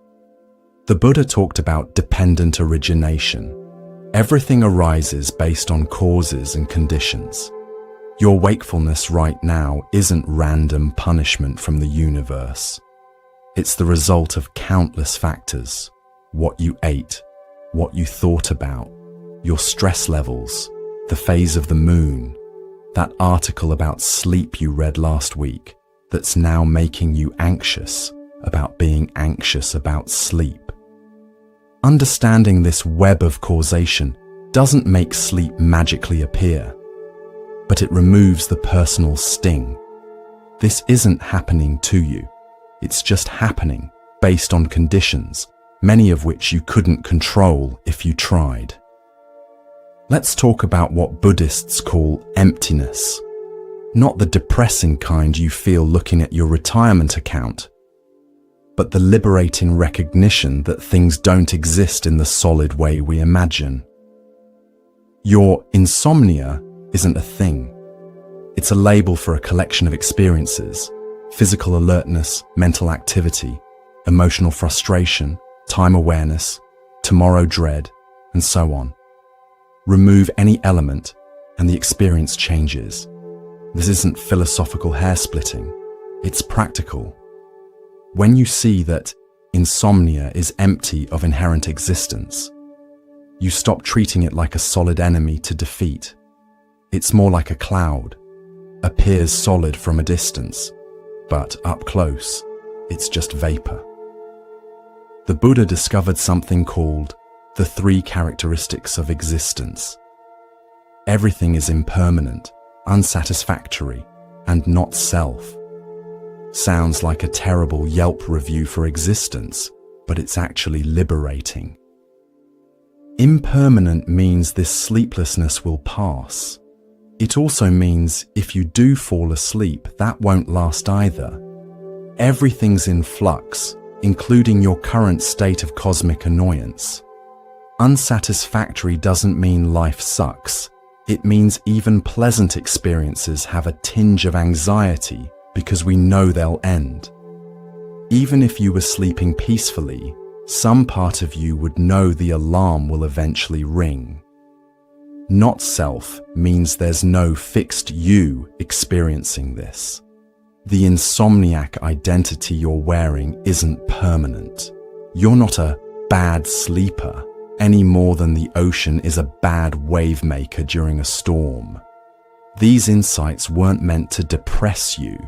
They're meant to liberate you from taking everything so personally. The universe isn't targeting you with insomnia. You're just experiencing what millions of humans have experienced since we invented the concept of bedtime. The Buddha talked about right effort, which doesn't mean trying harder. You've been trying hard all night. Right effort is more like appropriate effort. Sometimes the most appropriate effort is no effort. It's like quicksand. The more you struggle, the deeper you sink. But if you stop fighting, you float. Sleep is similar. The more you chase it, the faster it runs. But if you stop chasing, well, you might not immediately fall asleep, but at least you stop exhausting yourself with the chase. This connects to what Buddhists call Wu Wei, effortless action. It's not doing nothing. It's doing exactly what's needed, no more, no less. Right now, what's needed might just be here, breathing, being human. The Buddha emphasized that awakening isn't something you achieve through force. It's something you allow through understanding. You don't storm the gates of enlightenment. You realize you were never outside them. Same with sleep. You don't conquer it. You allow it. And sometimes, like tonight, it doesn't feel like allowing. That's okay too. The Buddha would say that's perfect material for practice. Let's explore the concept of beginner's mind from Zen Buddhism. It means approaching each moment fresh, without the weight of past experiences. Yes, you've had insomnia before. Yes, it was unpleasant. But this moment of wakefulness is brand new. What if you approached it with curiosity instead of dread? Look at that. I'm awake. I wonder what this is like. Instead of, oh no, not again. This is terrible. I know exactly how this goes. Beginner's mind doesn't mean pretending everything's fine. It means not assuming you know how everything will unfold. Maybe tonight is different. Maybe this wakefulness has something to teach you. Maybe you'll discover something profound about consciousness. Or maybe you'll just be tired tomorrow. But you don't know yet. The Buddha talked about taking refuge, not hiding from life, but finding shelter in what's reliable. Traditionally, Buddhists take refuge in the Buddha, the teacher, Dharma, the teachings, and Sangha, the community. But right now, you can take refuge in simpler things. Your breath. It's been keeping you alive all night without your supervision. The present moment, the only one that actually exists. And the fact that millions of people throughout history have survived nights exactly like this. You're part of an ancient lineage of the sleepless, philosophers, poets, parents of newborns, people with big presentations tomorrow, all united in the brotherhood and sisterhood of the wide awake. The Buddha taught about loving kindness meditation, starting with yourself. This is radical now when you're more inclined toward self-criticism. But try it. May I be happy? May I be peaceful? May I accept this moment as it is? May I stop Googling fatal insomnia? Then extend it outward. May all beings who are awake right now find peace. May everyone staring at their ceiling feel less alone. May that person somewhere checking their phone for the 100th time remember they're human, not a sleep-optimized machine. This practice isn't about feeling warm and fuzzy. It's about recognizing our shared humanity. Someone, somewhere, is having exactly the same thoughts you are. There's comfort in that. The Buddha understood that transformation happens not through force, but through awareness. You can't think your way to sleep, but you can observe your way to peace with wakefulness. Watch your thoughts like you're watching a parade. There goes the "I'll never sleep again" float. Here comes the "tomorrow will be awful" marching band. Oh look, the "why me" balloon just passed by. You don't have to join the parade. You can just watch it pass. This is what meditation really is. Not emptying your mind, but changing your relationship to its contents.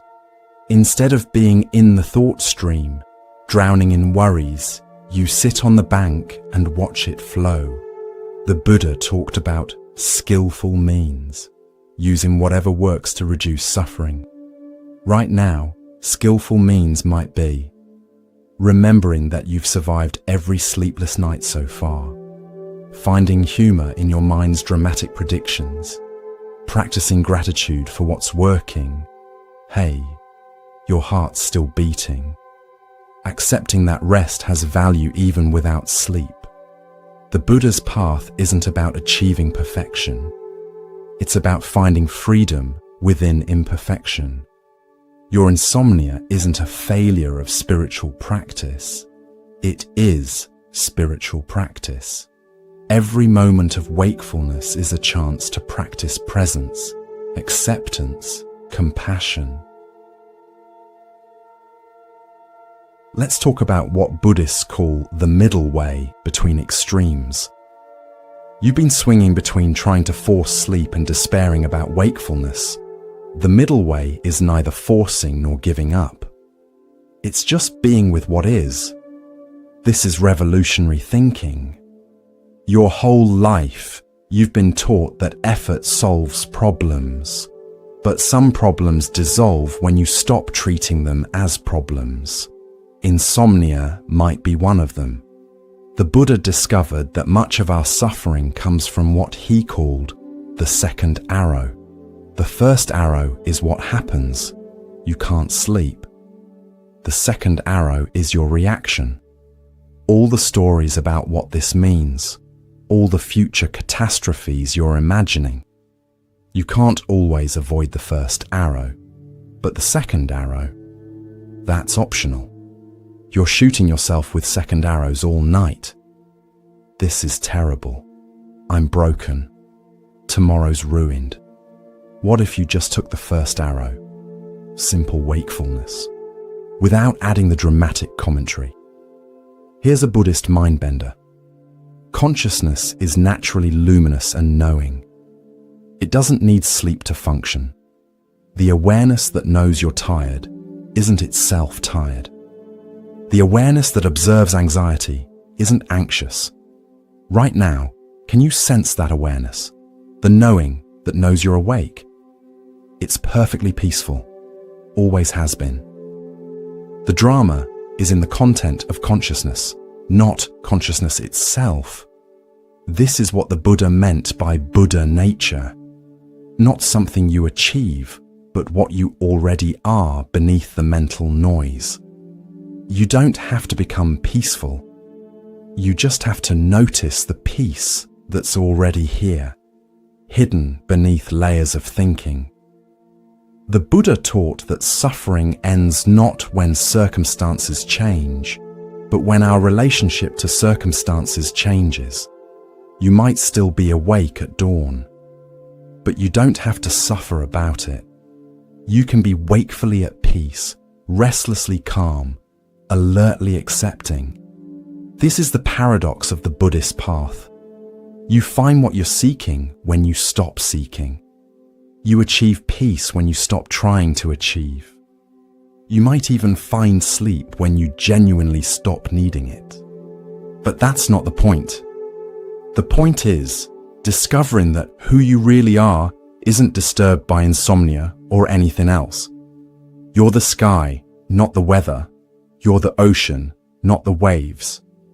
Your awareness itself, naturally peaceful, already free.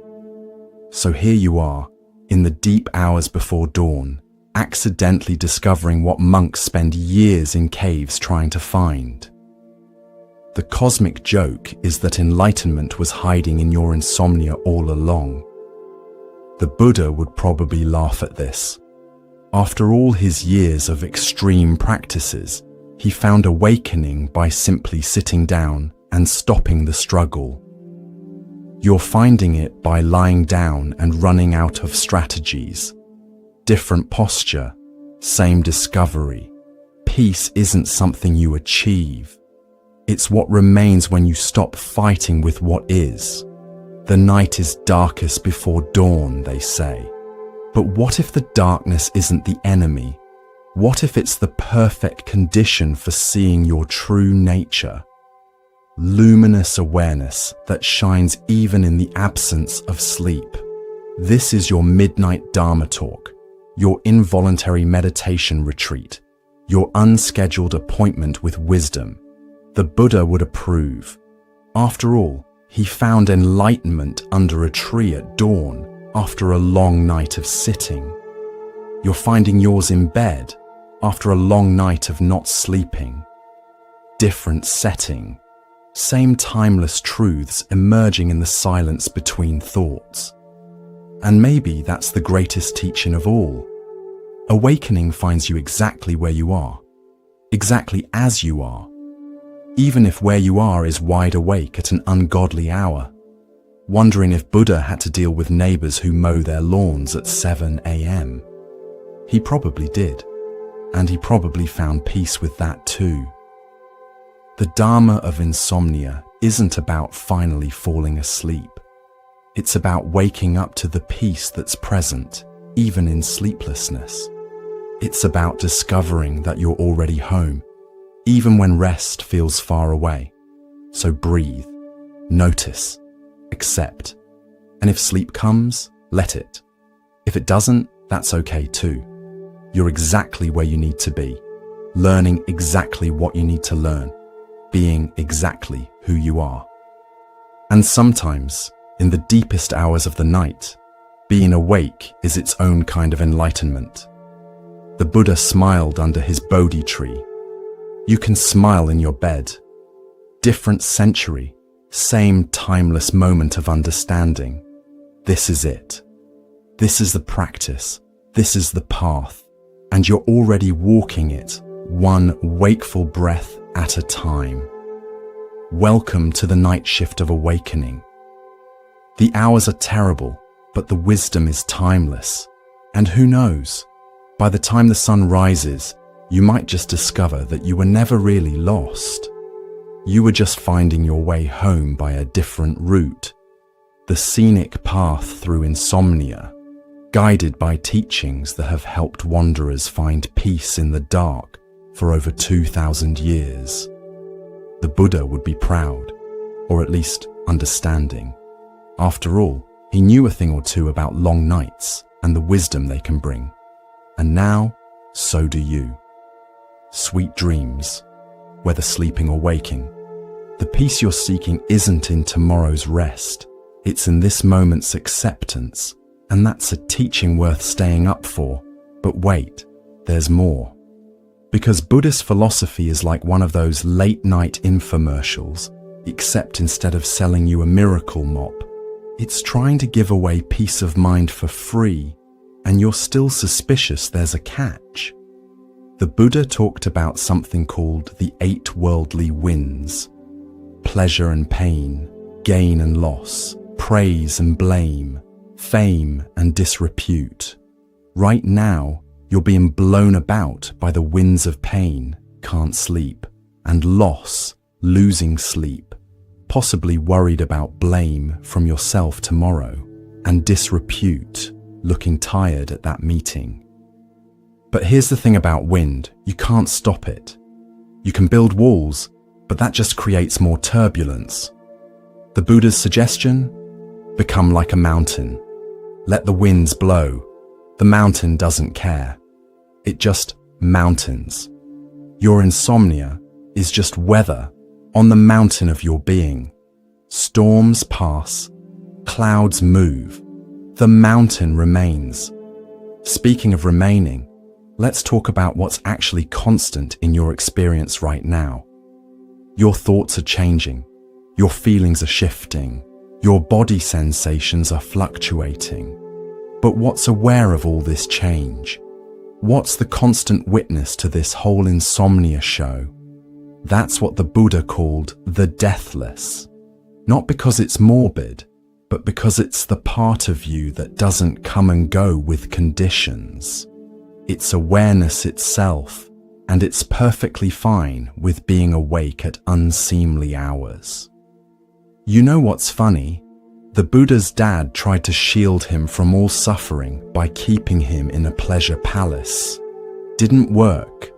Your mind's trying to shield you from the suffering of wakefulness by spinning stories about how to escape it. Also not working. Sometimes the way out is through. Not through forcing or fighting, but through simple acknowledgement. Yep, I'm awake. This is what awake feels like. The Buddha discovered something called the 3 doors to liberation: emptiness, signlessness, and wishlessness. Let's make them less abstract and more, I need this to make sense. Emptiness. Your insomnia isn't a solid thing. It's made up of thoughts, feelings, sensations, all of which are changing. It's like a university. Seems solid from the outside, but it's really just buildings, people, and ideas, all of which could change. Signlessness. Stop looking for signs that sleep is coming. Stop interpreting every yawn, every heavy eyelid, every moment of quiet as maybe now. These signs are just more thoughts. Sleep doesn't announce its arrival. It just arrives. Wishlessness. This is the advanced level. Not even wishing for sleep. Not because you're giving up, but because you're so okay with this moment that sleep becomes optional. Like when you stop caring if your crush texts back, and suddenly they do. The universe is weird like that. The Buddha taught about right mindfulness, which includes mindfulness of death. Now, before you panic that we're getting too heavy for insomnia hour, hear me out. Remembering impermanence, including our own, has a way of putting sleepless nights in perspective. In the vast scheme of things, losing one night's sleep isn't the catastrophe your mind's making it out to be. You've lost nights before, you'll lose them again, and someday you'll sleep the longest sleep of all. Makes tonight seem less dramatic, doesn't it? But let's not get too philosophical. Let's talk about what the Buddha called the 4 immeasurables: loving kindness, compassion, sympathetic joy, and equanimity. These are like emotional superpowers, and you can practice them right now, horizontal and frustrated. Loving kindness, already covered. Be nice to your sleepless self. Compassion, feel for everyone else who's awake right now, scrolling through their phones, wondering if melatonin actually works, or if it's just expensive placebo. Sympathetic joy, be happy for everyone who is sleeping. Your partner snoring beside you, your neighbor who never seems stressed, that friend who claims they fall asleep the moment their head hits the pillow. Don't resent their rest. It proves sleep is possible in this universe. Equanimity, the advanced practice. Equal acceptance of sleep and wakefulness. Not preferring one over the other. Okay, this one's tough. Maybe just aim for slightly less desperate attachment to unconsciousness. The Buddha talked about different types of concentration. There's access concentration, just enough focus to stay with an object. That's what you need right now. Not laser focus, just gentle attention. Like watching clouds, not analyzing their molecular structure. Then there's absorption concentration, deeper states where you lose sense of time and self. You might accidentally achieve this while staring at your ceiling. Congratulations, you've reached what monks train years for. Too bad it's not as restful as they make it sound. Here's something practical from Buddhist psychology. The mind inclines toward whatever it frequently thinks about. If you spend every sleepless night catastrophizing, guess what your mind's going to do next time you can't sleep? It's like training a dog to bark at mailmen, then wondering why it won't stop, but you can train it differently. Each moment you spend peacefully awake is retraining your mind. Oh, we can be awake without panicking. Interesting. Your future self will thank you. The Buddha emphasized that suffering isn't punishment, it's information. Your insomnia is telling you something. Maybe it's about stress or caffeine, or that your mind needs more space to process life. But it's definitely telling you about your relationship to control. You can't control sleep. Join the club of things you can't control, which includes other people, the weather, the stock market, and whether your sports team wins. Quite a club. The membership fees are high, but the freedom is worth it. Let's talk about what Buddhists call the near enemies. States that look like spiritual qualities, but aren't. The near enemy of equanimity is indifference. You might think you're being zen about insomnia when really you're just resigned. True equanimity has engagement, curiosity, aliveness. The near enemy of compassion is pity. Feeling sorry for yourself isn't compassion. It's just another form of suffering. True compassion says, this is hard, and I'm here for myself through it. The Buddha taught about wise attention versus unwise attention. Unwise attention fixates on, why me? When will this end? What's wrong with me? Wise attention notices body lying down, breath happening, thoughts arising, awareness aware. Simple, but not easy, like most worthwhile things. Here's a Buddhist take on time.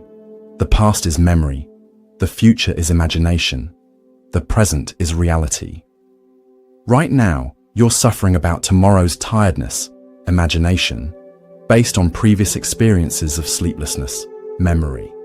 The actual reality, you're just lying here breathing. The Buddha wasn't big on metaphysics, but he did point out that consciousness is weird. It can know itself. Right now, you're aware that you're aware. You're conscious of consciousness. This recursive loop is either profound spiritual insight or what happens when you've been awake too long, maybe both. Let's explore the Buddhist concept of no self in a way that won't break your already tired brain. You're not a fixed thing called an insomniac. You're a process. Breathing happening, thinking happening, wakefulness happening. The labels are just convenient fictions. It's like a river. We call it the Mississippi, as if it's one solid thing, but it's really water flowing. You're like that, experiences flowing. Tonight, insomnia is part of the flow. Tomorrow, something else will be. The Buddha taught that clinging causes suffering. You're clinging to the idea of sleep, like it's the last life raft on a sinking ship. But what if you're already floating? What if wakefulness is just another way of being carried by the stream of existence? Here's something they don't put on meditation app advertisements. Sometimes practice is boring. Sometimes it's frustrating. Sometimes it's lying in bed at ridiculous hours, wondering if ancient wisdom applies to modern insomnia. Spoiler, it does. The Buddha talked about skillful versus unskillful actions. Checking your phone right now? Probably unskillful.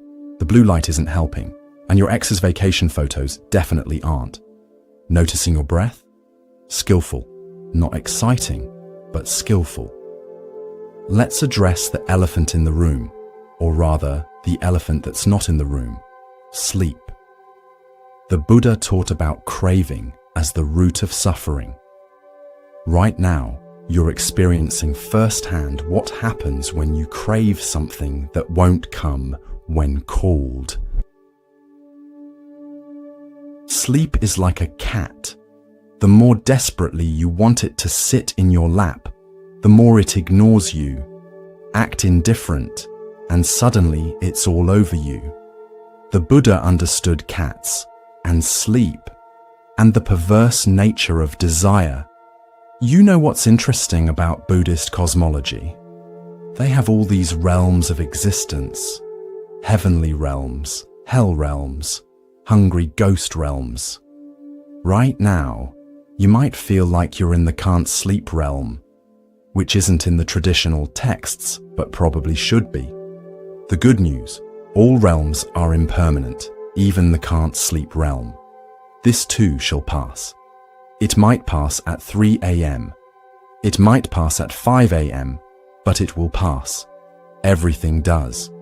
The Buddha taught about right livelihood, which usually means ethical work. But let's expand it. Right livelihood also means living in a way that supports well-being.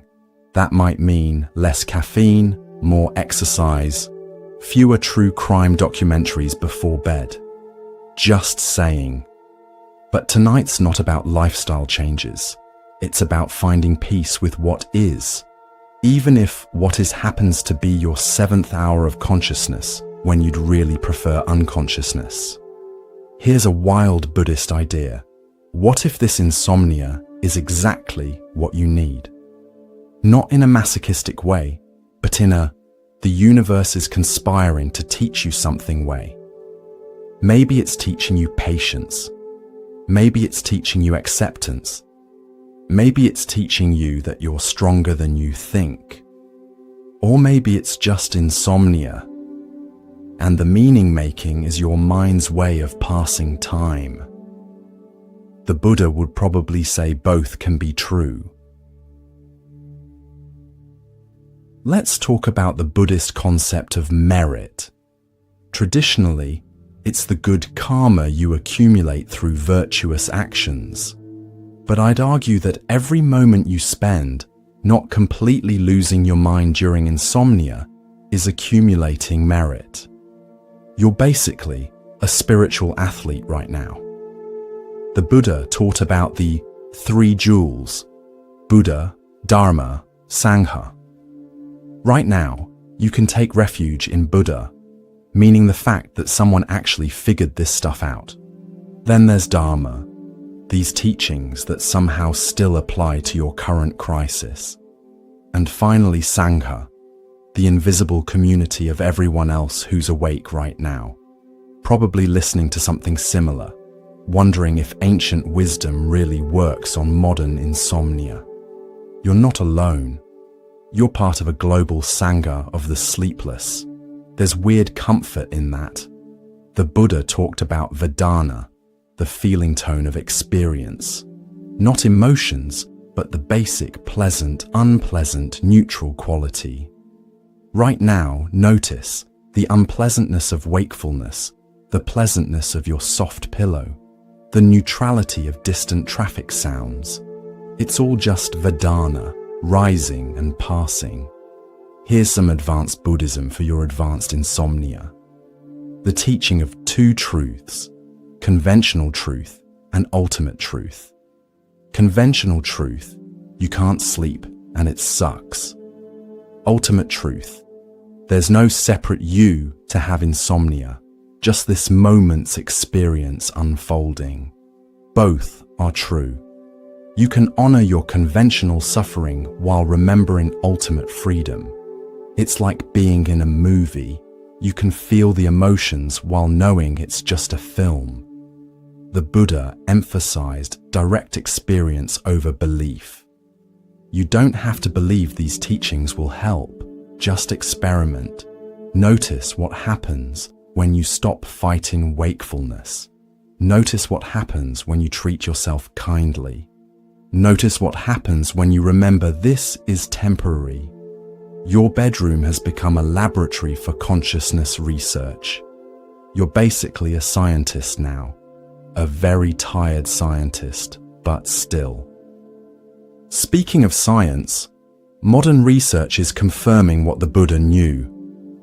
Mindfulness changes your relationship to difficult experiences. It doesn't make insomnia go away, but it makes it workable. Like the difference between being in pain and suffering about pain. The Buddha taught that intention matters. Your intention right now might be, just survive until morning. That's valid. But what if your intention shifted to, use this wakefulness to understand my mind better? Same insomnia, different journey. Let's be real though. Sometimes spiritual practice feels like putting lipstick on a pig. You're exhausted, frustrated, and someone, me, is telling you about ancient wisdom. The Buddha would get it. He tried everything before finding the middle way. But here's what's beautiful. The path doesn't require perfection. It just requires presence. And you're nailing presence right now. You're so present you can't escape into sleep. That's something. The Buddha talked about karma vipaka, the fruits of action. The fruit of fighting sleep is more wakefulness. The fruit of accepting wakefulness is, well, you'll have to find out. That's the experiment you're running tonight. Remember the Buddha's fire sermon? Everything is burning with desire, aversion, delusion. Right now, you're burning with desire for sleep. But what if you just let yourself burn? Not in a destructive way, but like a candle, steady, bright, eventually burning itself out. Here's some Buddhist humor. Why did the monk refuse Ambien? Because he preferred natural awareness. The Buddha probably wouldn't laugh at this either. He was more into profound silence than dad jokes. But seriously, the Buddha understood that sometimes you need lightness on the path. Taking your insomnia too seriously is just another form of suffering. Can you find any absurdity in lying here, having an existential crisis in your pajamas? The Buddha taught about the middle way in everything. Not too tight, not too loose, like tuning a guitar. Right now, you're strung way too tight about sleep. What would loosening feel like? Not giving up, just relaxing the grip. Here's a practice. Count your exhales. Not to fall asleep, just to have something to do besides catastrophizing. 1, 2. Forget what number you're on. Start over. This is meditation, not a performance review. The Buddha discovered that labels create limitation. Insomniac is just a label. Bad sleeper is just a label. What if you dropped all labels and just experienced this moment raw, unnamed? You know what's fascinating? The Buddha achieved enlightenment just by sitting still and watching his mind. You're lying still and watching your mind. You're basically 90% of the way there. The other 10% is probably letting go of needing to be anywhere else.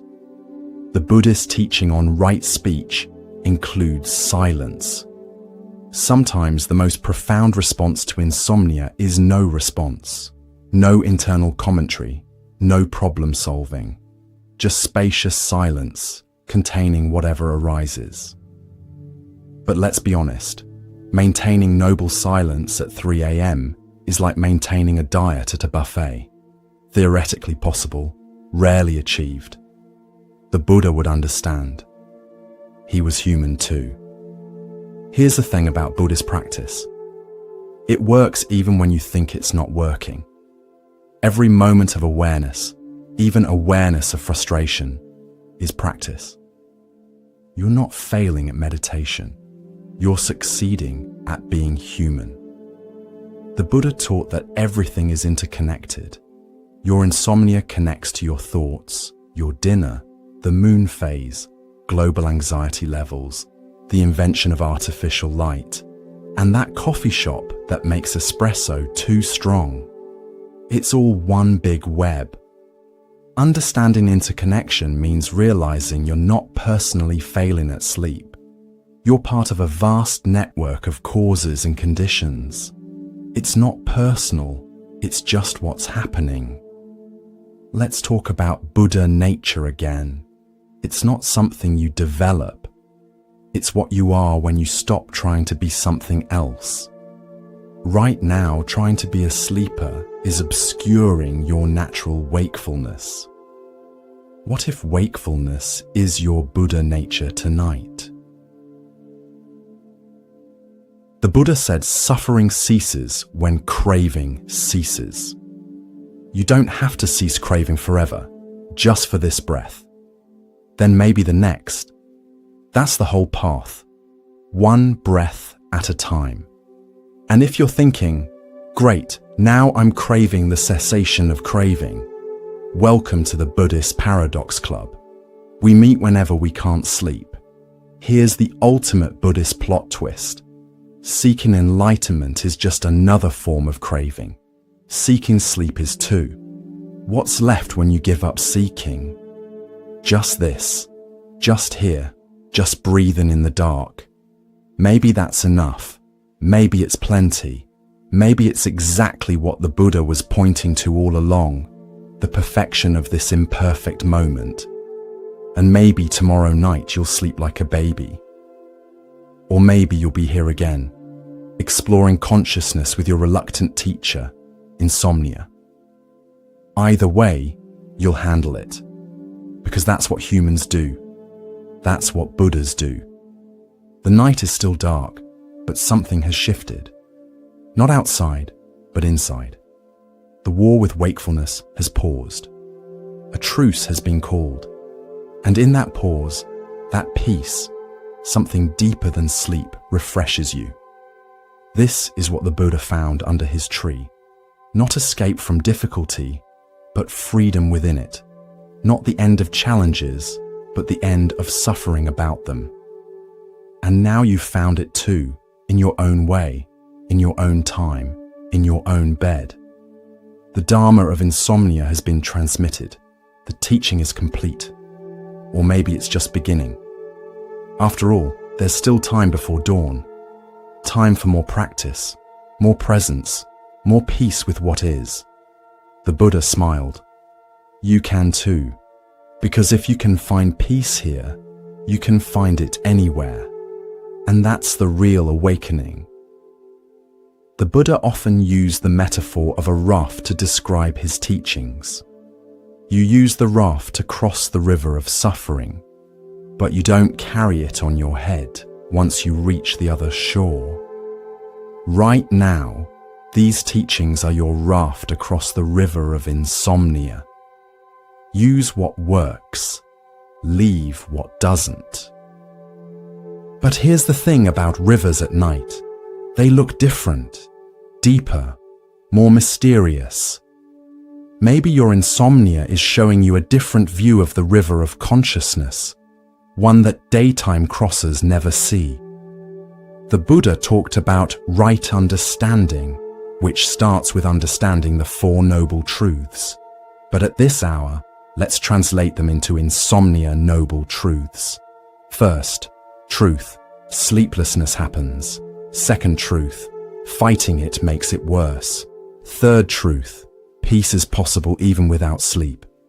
Fourth truth, here's how, through acceptance, awareness, and maybe a touch of cosmic humor about the whole situation.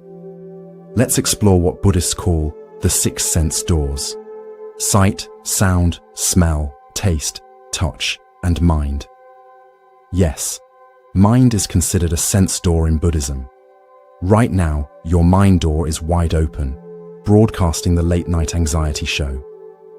But you can observe this just like you'd observe sound or touch, as phenomena arising and passing.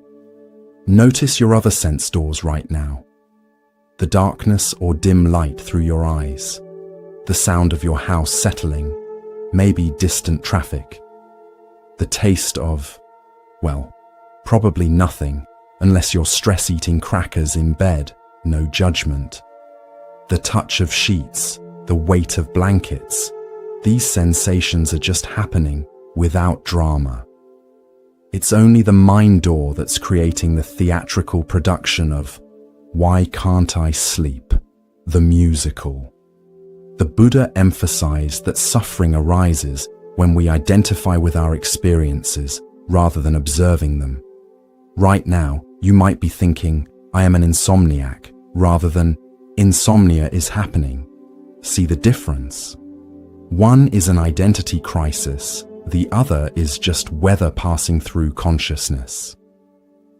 Speaking of consciousness, let's dive into what Buddhist psychology calls the bhavanga, the ground of becoming, the background awareness that's always present.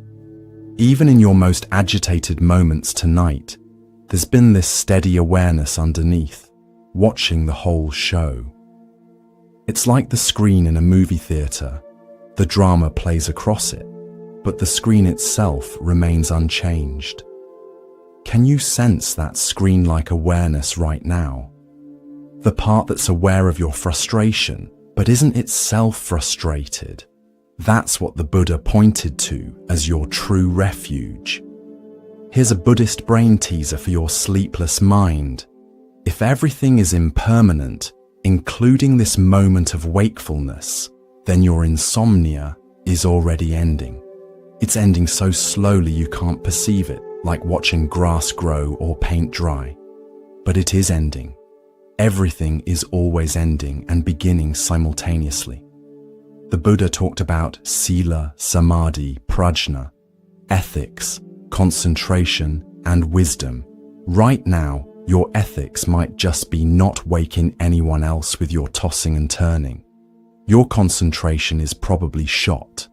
But wisdom can arise precisely in these difficult moments when all your usual strategies have failed. Sometimes wisdom looks like finally getting the joke that you've been trying to use your mind to solve a problem created by your mind. It's like trying to bite your own teeth or wash water. The Buddha would definitely see the humor in this. Let's talk about what Buddhists call the 3 times: past, present, and future. Your mind has been time traveling all night, regretting the past. Why did I have that late coffee?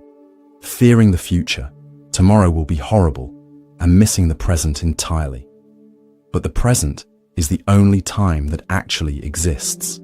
The past is memory, the future is imagination, but this breath, this moment, this is real. The Buddha discovered that most of our suffering comes from wanting to be somewhere else, someone else. Right now, you want to be in tomorrow morning, already rested, or in an alternate timeline where you fell asleep hours ago. But the only place peace exists is here, now, in this supposedly wrong moment. Here's something profound hidden in your insomnia.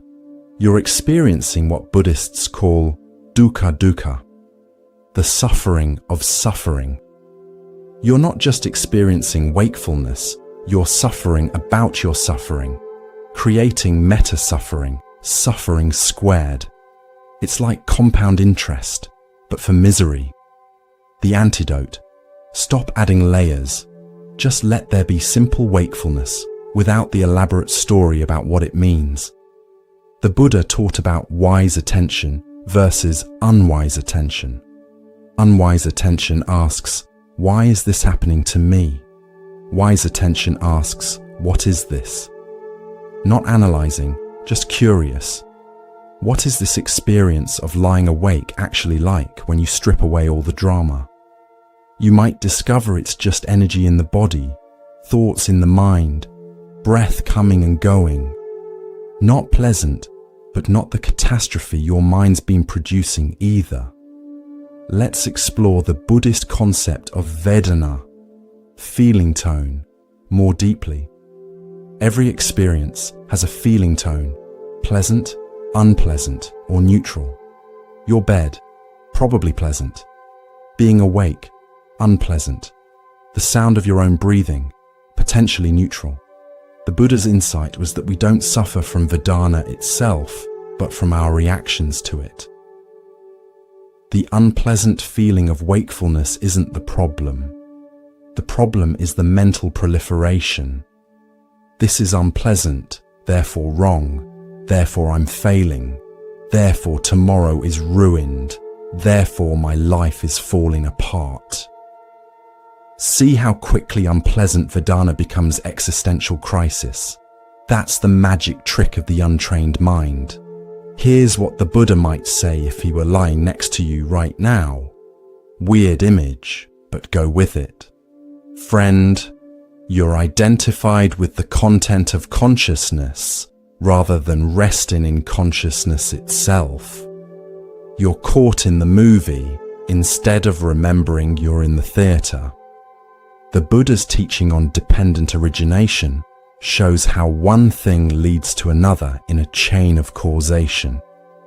Your current insomnia chain might look like stress led to racing thoughts, which led to physical tension, which led to more wakefulness, which led to anxiety about wakefulness, which led to more tension. But here's the liberating part. You can break the chain at any link.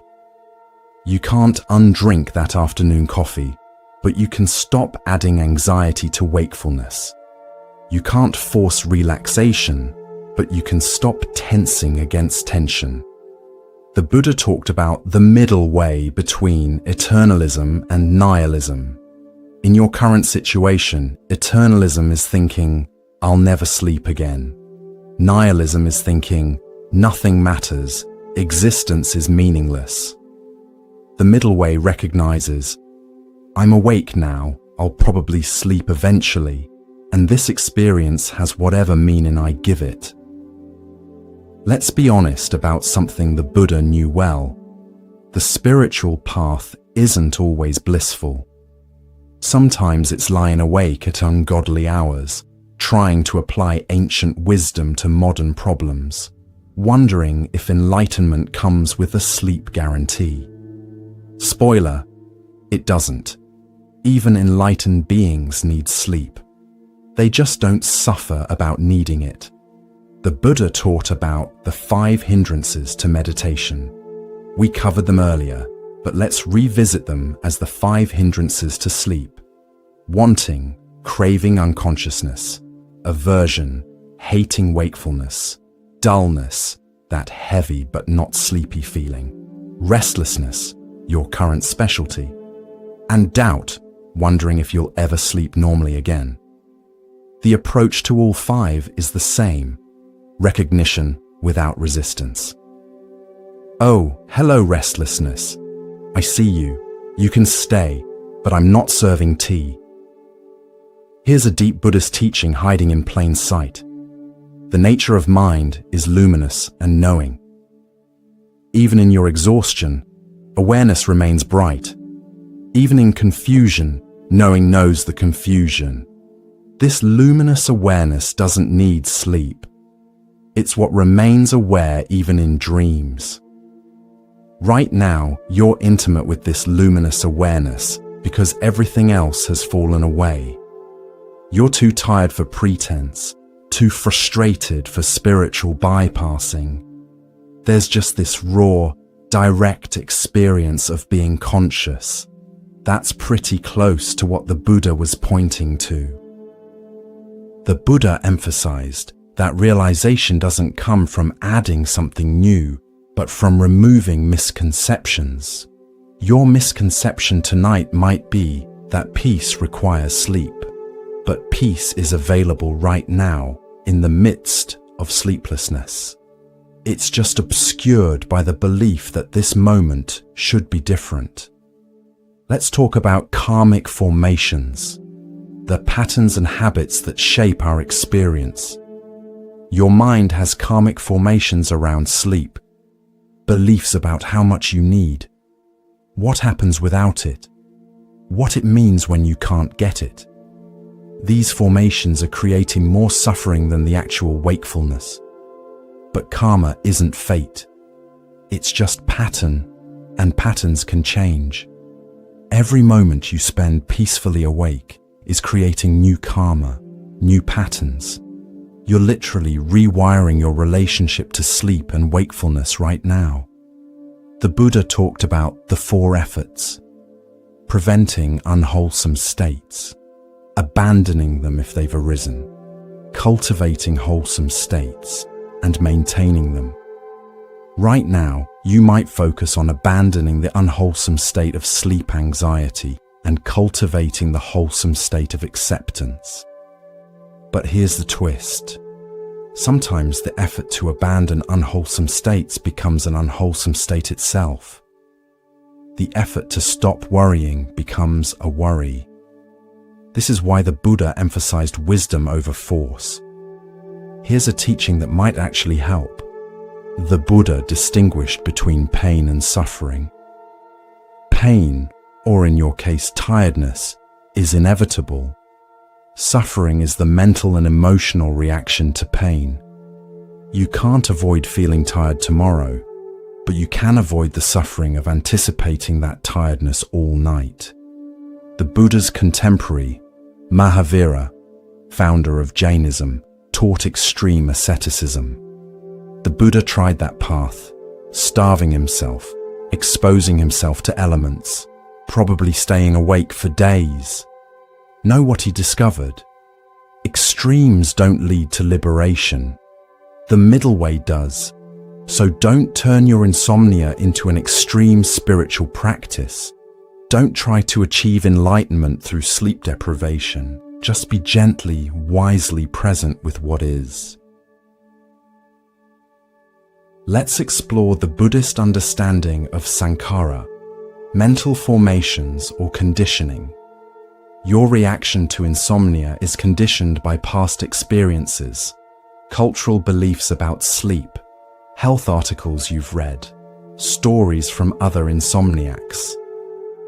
This conditioning is running the show right now, but conditioning can be unconditioned, not through force, but through seeing it clearly. When you see that your catastrophic thoughts about tomorrow are just conditioning, not reality, they lose their power. The Buddha often taught through questions rather than answers. So here's a question for your sleepless contemplation. Who is aware of the insomnia? Not the personality that's frustrated by it, but the awareness itself. That awareness isn't tired, isn't frustrated, isn't measuring time. It just is. In Zen, they talk about selling water by the river, offering people what they already have. Right now, I'm selling you peace by the river of your own awareness. You already have what you're seeking.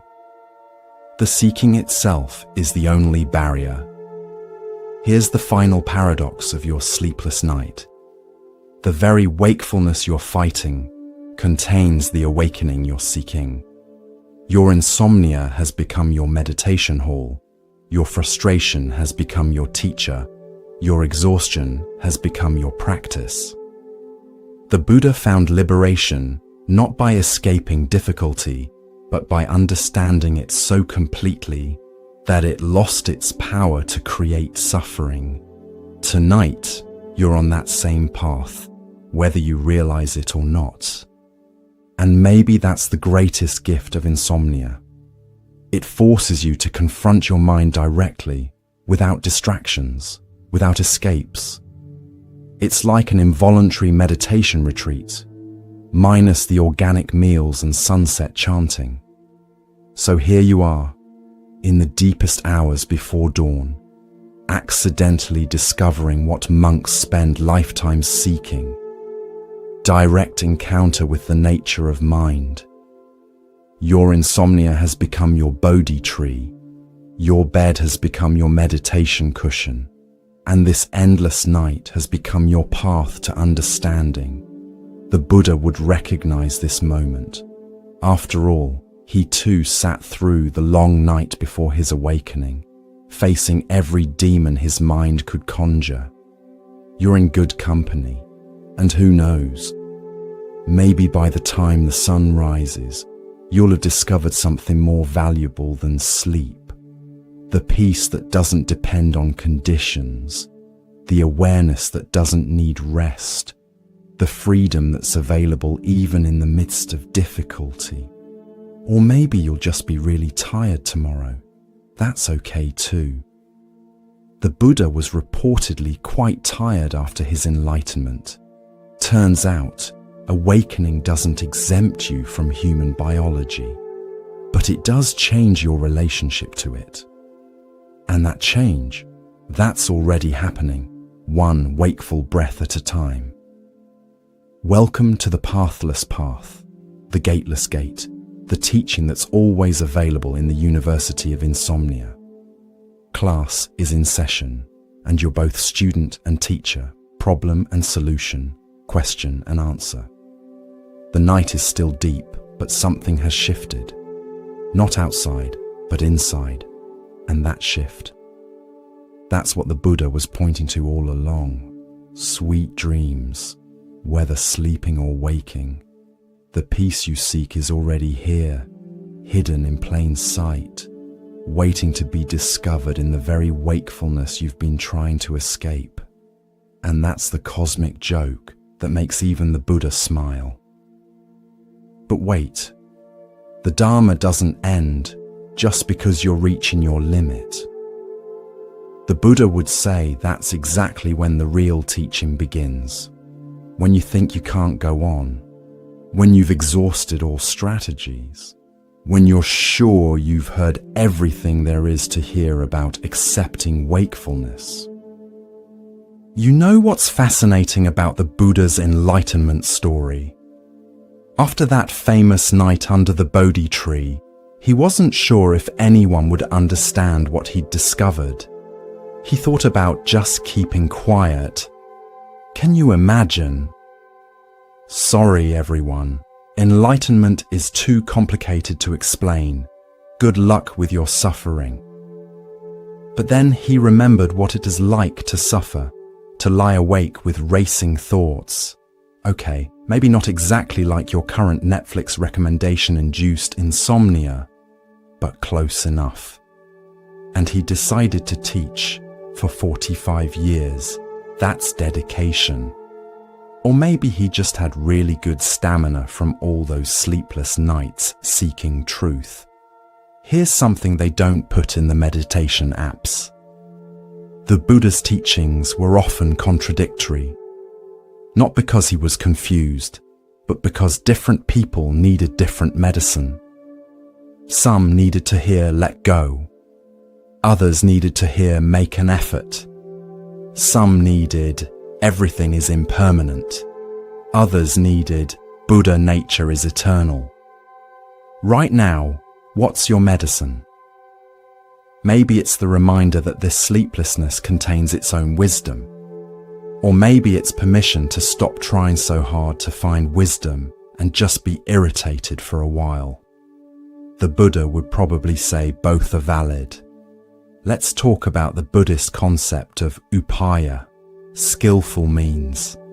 It's like having a spiritual toolbox. Sometimes you need a hammer, strong determination.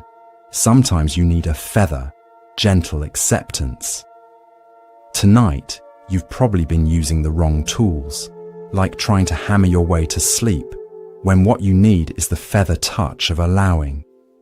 The Buddha was big on lists. 4 noble truths, 8-fold path, 5 precepts, 3 jewels.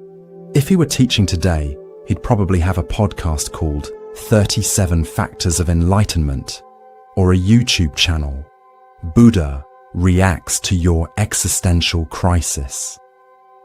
But all these lists point to the same thing. Wake up from the dream of separation. Right now you feel separate from sleep, fighting with wakefulness. But what if sleep and wakefulness are just 2 sides of the same coin of consciousness? Here's a Buddhist dad joke. Why did the Buddha refuse sleeping pills? Because he preferred awakening tablets. I can feel your exhausted eye roll from here. But seriously, humor has its place on the path. the Dalai Lama giggles. Zen masters were known for outrageous statements. Maybe your insomnia needs less solemn wisdom and more cosmic comedy. The Buddha talked about the divine abodes, loving kindness, compassion, sympathetic joy, and equanimity. Right now, your divine abode might feel more like cranky tiredness, self-pity, envy of sleepers, and resignation. That's okay. Even divine abodes have visiting hours. You know what's interesting?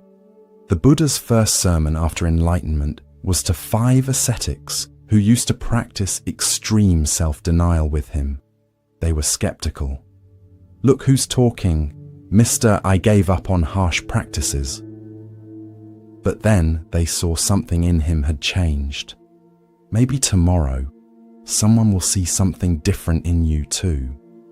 Not because you finally slept, but because you finally made peace with not sleeping. Though they might just think you need coffee, which you probably will. The Buddhist concept of emptiness gets misunderstood. It doesn't mean nothing exists. It means things don't exist in the solid, permanent way we imagine. Like your insomnia, it feels solid and permanent right now. But it's actually made of countless changing conditions. Alter any condition, and the experience shifts. Maybe the condition that needs altering isn't your wakefulness, but your war with it. Here's something practical from Buddhist psychology. The mind inclines toward whatever it frequently contemplates. You've been contemplating sleep problems so intensely that your mind has become an expert in insomnia. Congratulations on your unofficial PhD in sleeplessness studies. But you can redirect this expertise. Start contemplating peace with wakefulness. Not because it'll make you sleep, but because it'll make you suffer less while awake. The Buddha said that everything conditioned is impermanent, unsatisfactory, and not self. Your insomnia is definitely conditioned by stress, caffeine, that horror movie you watched, planetary alignment, who knows? Therefore, it's impermanent, even though it feels eternal. Unsatisfactory, obviously, and not self.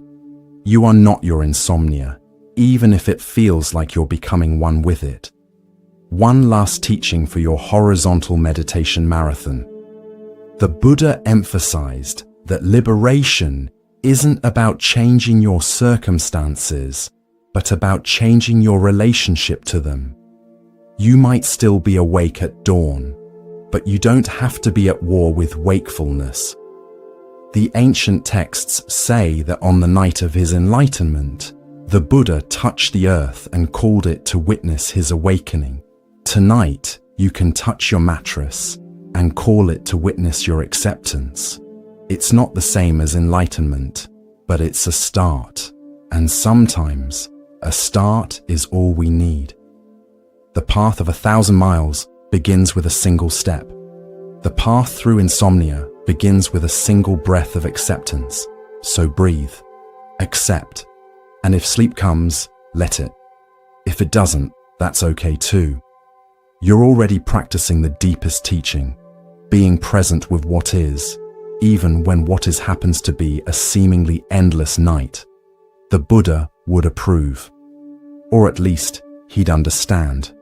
After all, awakening comes in many forms. Sweet dreams, whenever they arrive. And if they don't, sweet awareness.